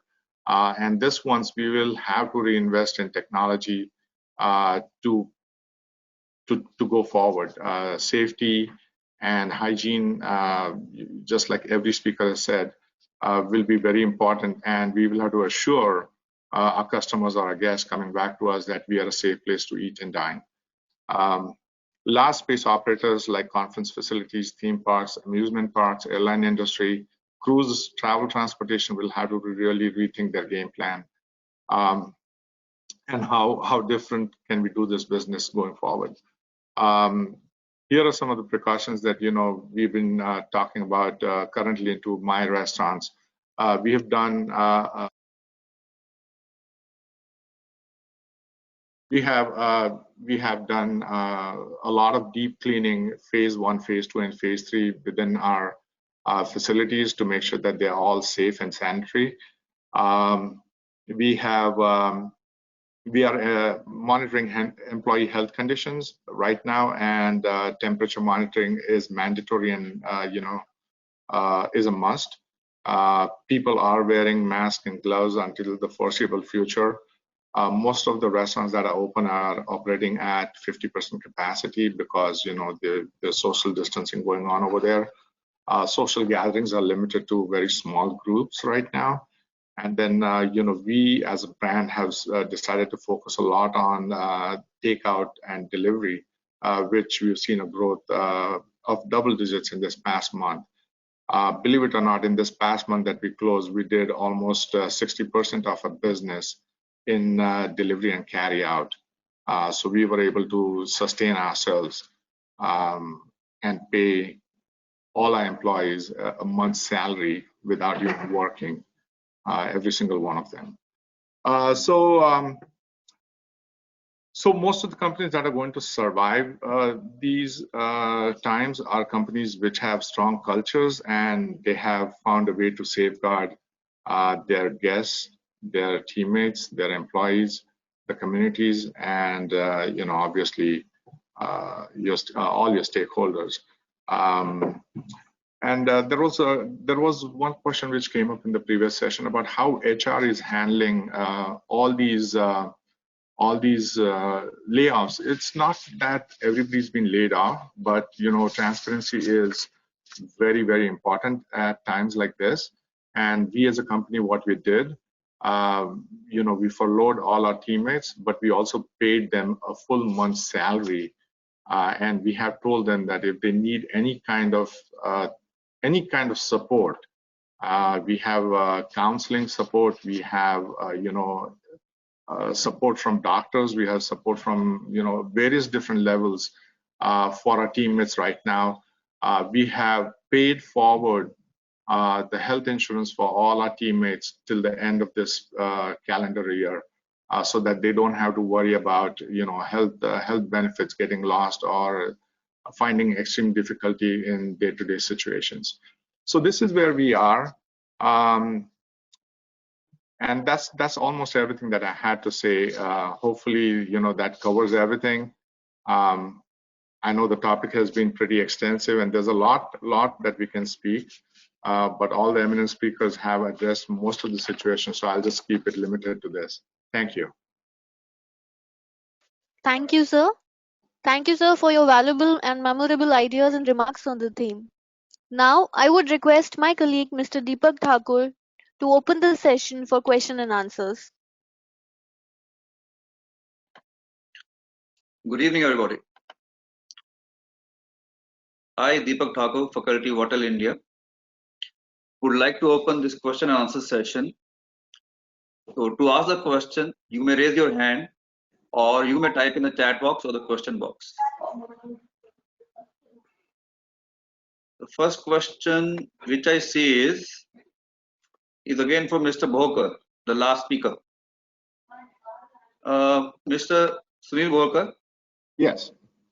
Sir, with your extensive experience in the cruise line industry before this, you came in the restaurant industry. What changes do you see for the cruise line industry since the ships are not sailing till at least the July end? Yes, so currently, most of the cruise industry is focusing on the future, marketing. I can tell you right now, I've spoken with a lot of friends in the industry, and they've said that most of the cruises are getting sold out because, the pricing is extremely competitive right now, and people know for sure that this is not going to last too long. What they're transitioning right now is what the entire world is going through is how do we mitigate the risk of spreading such a virus, and what kind of precautions do they have to take. There will definitely be some social distancing that will happen. A lot of ideas which I think were put forth by some speakers, where you would have one cabin empty with the next cabin which is filled. Those kind of things are going on right now. There is not a whole lot of clarity because the industry is still going through a lot of changes. There are currently 3 ships in the US that have been docked for the last 1 month because of this situation. So there's no definitive answer to give you if you're looking for one, but I can tell you that a lot of things will change in the cruise line industry too. Thank you, sir. Thank you very much, sir. Now I see more questions coming up. Chef Sunil will tell you from the chat box. Chef Sunil, sir.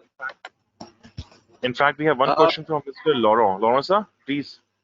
Yes. Hi, everyone. I had a question. Actually, I've been listening to all of you, and we've talked about what we are gonna put into place to be able to reopen and make sure people are safe and everything goes well for our customers. But we have not really spoken about money so far. So how are we gonna finance all these changes? How are we gonna put all these things into place? Who is gonna press the button of the elevator in a 5-star hotel? Will there be 5 guys? There are 5 elevators next to each other. How are we gonna finance all this, especially for the restaurants? Restaurants that the standalones, which maybe don't have that deep pockets, unless they are big chains, obviously. How are we gonna be able to implement this change? It's in very little time. Thinking that everybody is talking about cash flow, that there is no money. How are we gonna be able to go into that mode where we're gonna be able to respect that social distancing? If restaurant can only have 30% of their space occupied by customers, keeping in mind that their overheads will be probably exactly the same, or maybe even more, because they'll have to invest in some equipment of sorts. How are we gonna resolve that problem? I just wanted to ask the question because I think the financial aspect of this is important, and we heard a lot of things today, about all this mask, and you come from the airport and you're in the car, and the car is disinfected and this and that, but and your room is put to ultraviolets and all, but we don't have the technology yet. I don't think it's in place. So at a very short in this coming next month, how we'll be able to implement this on a high scale? That's what my question is for maybe all of you. I don't know who wants to answer, but yeah, how are we gonna upgrade the infra?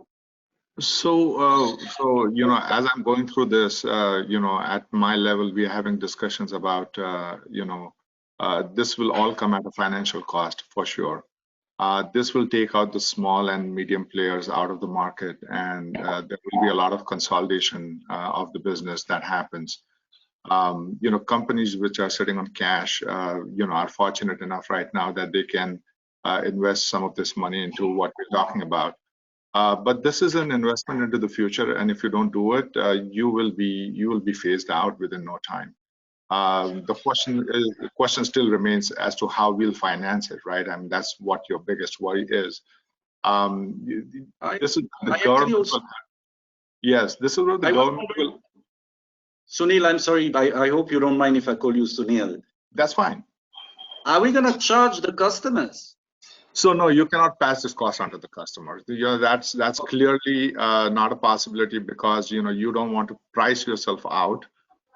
Nobody's going to come and eat in your establishment going forward if you price yourself out. So the governments will have to step in and start to work on some kind of aid that goes to this particular sector, hospitality sector, and release people on some of these things. So there are talks going on right now for sure. We just are at a very nascent stage right now that we don't know for sure what kind of aid is coming our way. But there are definitely leaders in the industry, at least here in the US, that we've talked about all these things. And would it be right to pass it on to customers? No, that wouldn't be right. Can I step in? Thank you very much. Mr. Laurent, can I step in? I can talk about the UK market as such. So some of the things that we have been doing in the UK, as I said, without touching the labor force in the shop front.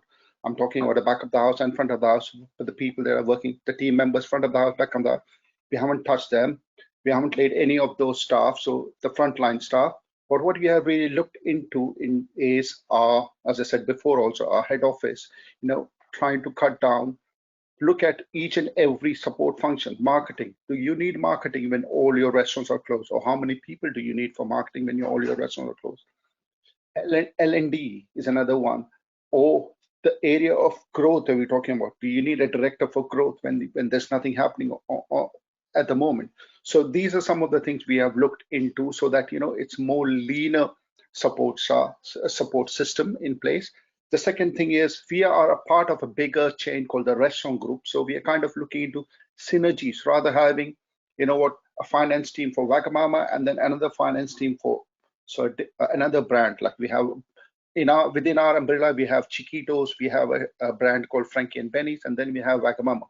So we're trying to get the synergies working in here. So do you need like 3 marketing teams? Do you need 3 IT teams right across?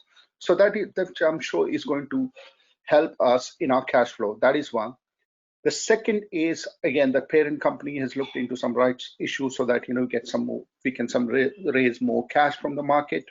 And the third thing is UK Hospitality, the parent body that is looking at it. It is in dialogue with the government to look at the government has already reviewed the rates that we pay. Rates is the business charges that we pay, to the councils, so that is that has been taken, that is under review at the moment. And the UK Hospitality is also talking to the government for some kind of a rent exclusion for 6 or 9 months. So that is something that is working as we speak now. Whether or not that will, as Sunil said again, the governments will have to step in. This is the single largest employment generator in the UK, such the restaurant trade. So the government will have to step in order to make sure that this keeps going. So these are some of the things that we are doing. I have no doubt that maybe in Europe the governments will pitch in. I am not sure at the Indian level. I've been living in India for 13 years and I've myself been a restaurateur. I am not sure that anybody is going to bail any restaurateur out at this point of time. I mean, at least I have not heard of anything. So for the restaurateurs, we have, no, I'm not talking about the corporates, but the guys who have a little bit of, not those deep pockets and are kind of like, surviving on a sort of a monthly basis. we understood that these guys probably will not survive. At least that's what Sunil sir told us. I don't want to get this debate to go through longer. I just wanted to ask that financial question because I thought it's important to understand how we're going to finance all this. Maybe it could be a good, I'll ask Garima to organize another, Dr. Garima, another conference so we can speak about the money aspects of things. And thank you for taking my question. I'll leave it back to Deepak, sir. Thank you very much. I look forward to that. Thank you, Chef. Thank you, Mr. Sunil Walker. Let me also finish this question and answer session because all the speakers they spoke very well. They spoke about all the different facets of this industry, right from cruise line, the restaurants, the online, the on-site catering, so on and so forth. So I'll pass on to my colleague, Ms. Anshu, to wrap up this session. Thank you. Thank you, Deepak sir. I thank all the speakers for their valuable insights. We have reached to the end of technical session 2. It is a sad task because we shall be closing the door on lively and simulating session. However, it is also a privilege and an honor to be entrusted with such an undertaking at a gathering of such eminent people from different parts of the hotel industry in the fields of housekeeping, revenue management, culinary, and brand development.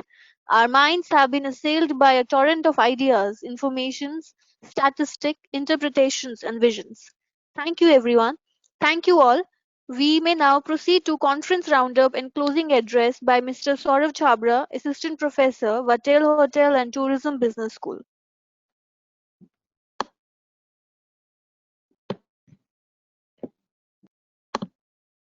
Thank you, Ms. Anshu. Before we conclude, we have a special request from Professor Anand Mittal, Principal IHM Meerut, on sharing his findings on the research of aftermath of COVID-19. Mr. Anand Mittal, please, sir. Thank you. Good evening.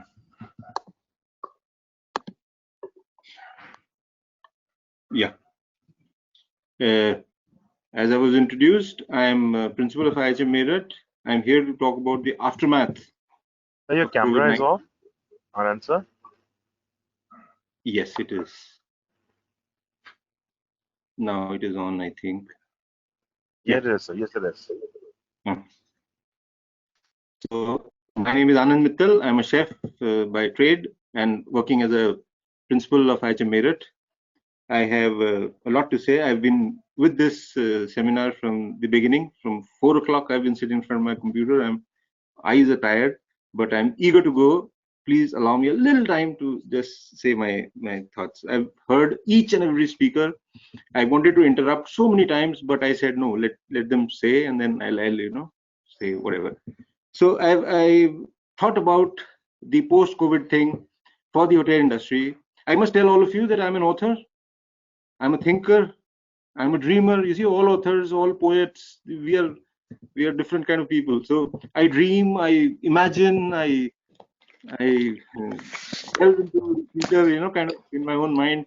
So I have divided this talk of mine into 6 sections. As you can see in the first section, I'll be talking about the macro level, the global level. So post-COVID, what's going to happen global level? First thing that's going to happen is all governments, Australia, New Zealand, India, Australia, UK, US, all governments are going to make COVID education like talk of the town. In India, in my college in IHM Meerut, all my faculty have done courses on clinical management. They've done courses on psychological management of C19. They've done, you name it, and they know it. They're half doctors already. All of my faculty, all of my 30 faculty have done this. The second thing is, international travel will reduce, but domestic travel will increase. I would like to differ with one of the speakers who said that there is no substitute to traveling. I must tell you, sir, that my faculty and I have seen half the country thanks to the Ministry of Tourism webinars. They are wonderful. They take you inside the place and they explain everything so well. So many webinars have been conducted in the past say 3-4 weeks by the Ministry of Tourism, and they're wonderful. I mean, why leave my house and why risk my life? So I think virtual is the next solution for at the macro level. The third thing is my request to all hotels across the world: please do not reduce hotel room rates. This too shall pass. If you reduce the room rates, your quality will drop, and if your quality will drop, then the whole point of having so many hotel management schools will vanish. You see, all hotels will become dhabas. The only reason why so many hotel management colleges are doing well, thriving, is because of quality and because they're super luxury. Then we should all create a room package, which has already been said, which includes airport pickup and drop and all. And last but not the least, at the global level, this has also been said that for every 50 rooms, there should be one isolation room. So if your hotel has got 250 rooms, please keep 5 isolation rooms. All hotels across the country, across the world, please keep isolation rooms in your hotel. Moving on, the next slide talks about the hotel management and the staff. So how is post-COVID scenario going to be for the hotel management and for the staff? All employees will become housekeepers. Every employee will be trained in the trade of housekeeping, whether it is the kitchen or the service or the maintenance or the wherever. He will be a trained housekeeper. Only designated staff will handle guest linen. Only designated staff will be allowed to enter the guest room. You need to have a license to access the guest room. The guest has to be made to feel safe. You see, staff room lockers, we used to have them one on top of the other. Now they'll be way apart from each other. Hotels management will create a coordinator, COVID-19 coordinator, whose job will be just isolate these people, take them away, report them to the right authorities. Next, please. So COVID-19 coordinator, every hotel will have a COVID-19, like we have a concierge. Every hotel has got a concierge. So the findings came out to be very informative and valuable, Anand sir. Thank you so much. On behalf of Vatel Hotel and Tourism Business School, Ansal University, I, Saurav Chabra, would like to express my gratitude to all the eminent speakers and technical panelists who have come together from all over the world to be a part of this global online platform, share their views on current pandemic scenario. The magnitude at which coronavirus or the COVID-19 has spread is unprecedented, with the number of confirmed cases rising rapidly each day. Its impact is far-reaching and has caused wide-scale pandemic and amongst businesses and the general public. The hospitality industry has already seen mass cancellations across rooms, events, and conferences. This is certainly a worrying time for hoteliers, with many closing their doors in a bid to prevent further spread of virus. After COVID-19 is in the rear-view mirror, what will be the scenario of the hospitality business? What will be the proverbial new normal? The following are the some of key highlights, the keynote addresses, and technical sessions of the conference. Mr. Sunil Mathur, our first keynote speaker, reiterated on the fact that challenges were never new to us. And on the other hand, the situation is not as simple as it seems, but once this all will get over, the businesses will still be a business, people business, and human touch is a key and will always be so. Mr. Lahiri deliberated on the need of keeping human resources motivated. Mr. Rao, being very optimistic during his address on the COVID issue, stated that India will come out stronger and will recover at a faster pace post-pandemic. Our first panel member, Mr. Ganguly, emphasized on the role of social distancing with reference to the hotel operations. Mr. Mahmood deliberated on the key considerations in terms of COVID and its effect on the domestic tourism market. Mr. Murli addressed the issue by deliberating on importance of thermal disinfectants and food being washed and disinfected at a certain temperature, sanitized banquet settings, and many other key essentials. Mr. Deepak have talked about We Care. Ms. Pindia highlighted the touch points and initiatives that the hotels are taking care of. Chef Vieju emphasized on the role of Deliveroo and virtual brands in the years to follow post-COVID. Mr. Susarla spoke about the challenges faced by the hospitality sector and what all it takes for the hospitality industry to reboot with the new protocols playing their role. Mr. Boker in his address outlined the possible future post-COVID-19, emphasizing on the innovation being the key. As a concluding remark to the event, I would like to say that one industry that is suffering the most immediate repercussions is the hospitality and leisure industry. The news has been featuring the postponement and cancellations of events, conferences, conventions, and sports leagues, which is immediately driving down travel and tourism for business and pleasure. But I'm glad to mention that there are hospitality chains and group of hotels who are committed towards serving national priorities, either through monetary help or providing stays and meals to the medical assistants, even by making masks and adding their bit at the time of crisis. Hospitality revival plans and strategies during and post-pandemic are already in pipeline.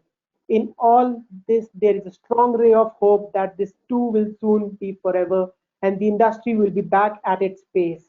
Once again, it's been an honor to be among such accomplished hospitality professionals and attendees. Thank you to all the panelists and attendees for being a part of it. Thank you so much.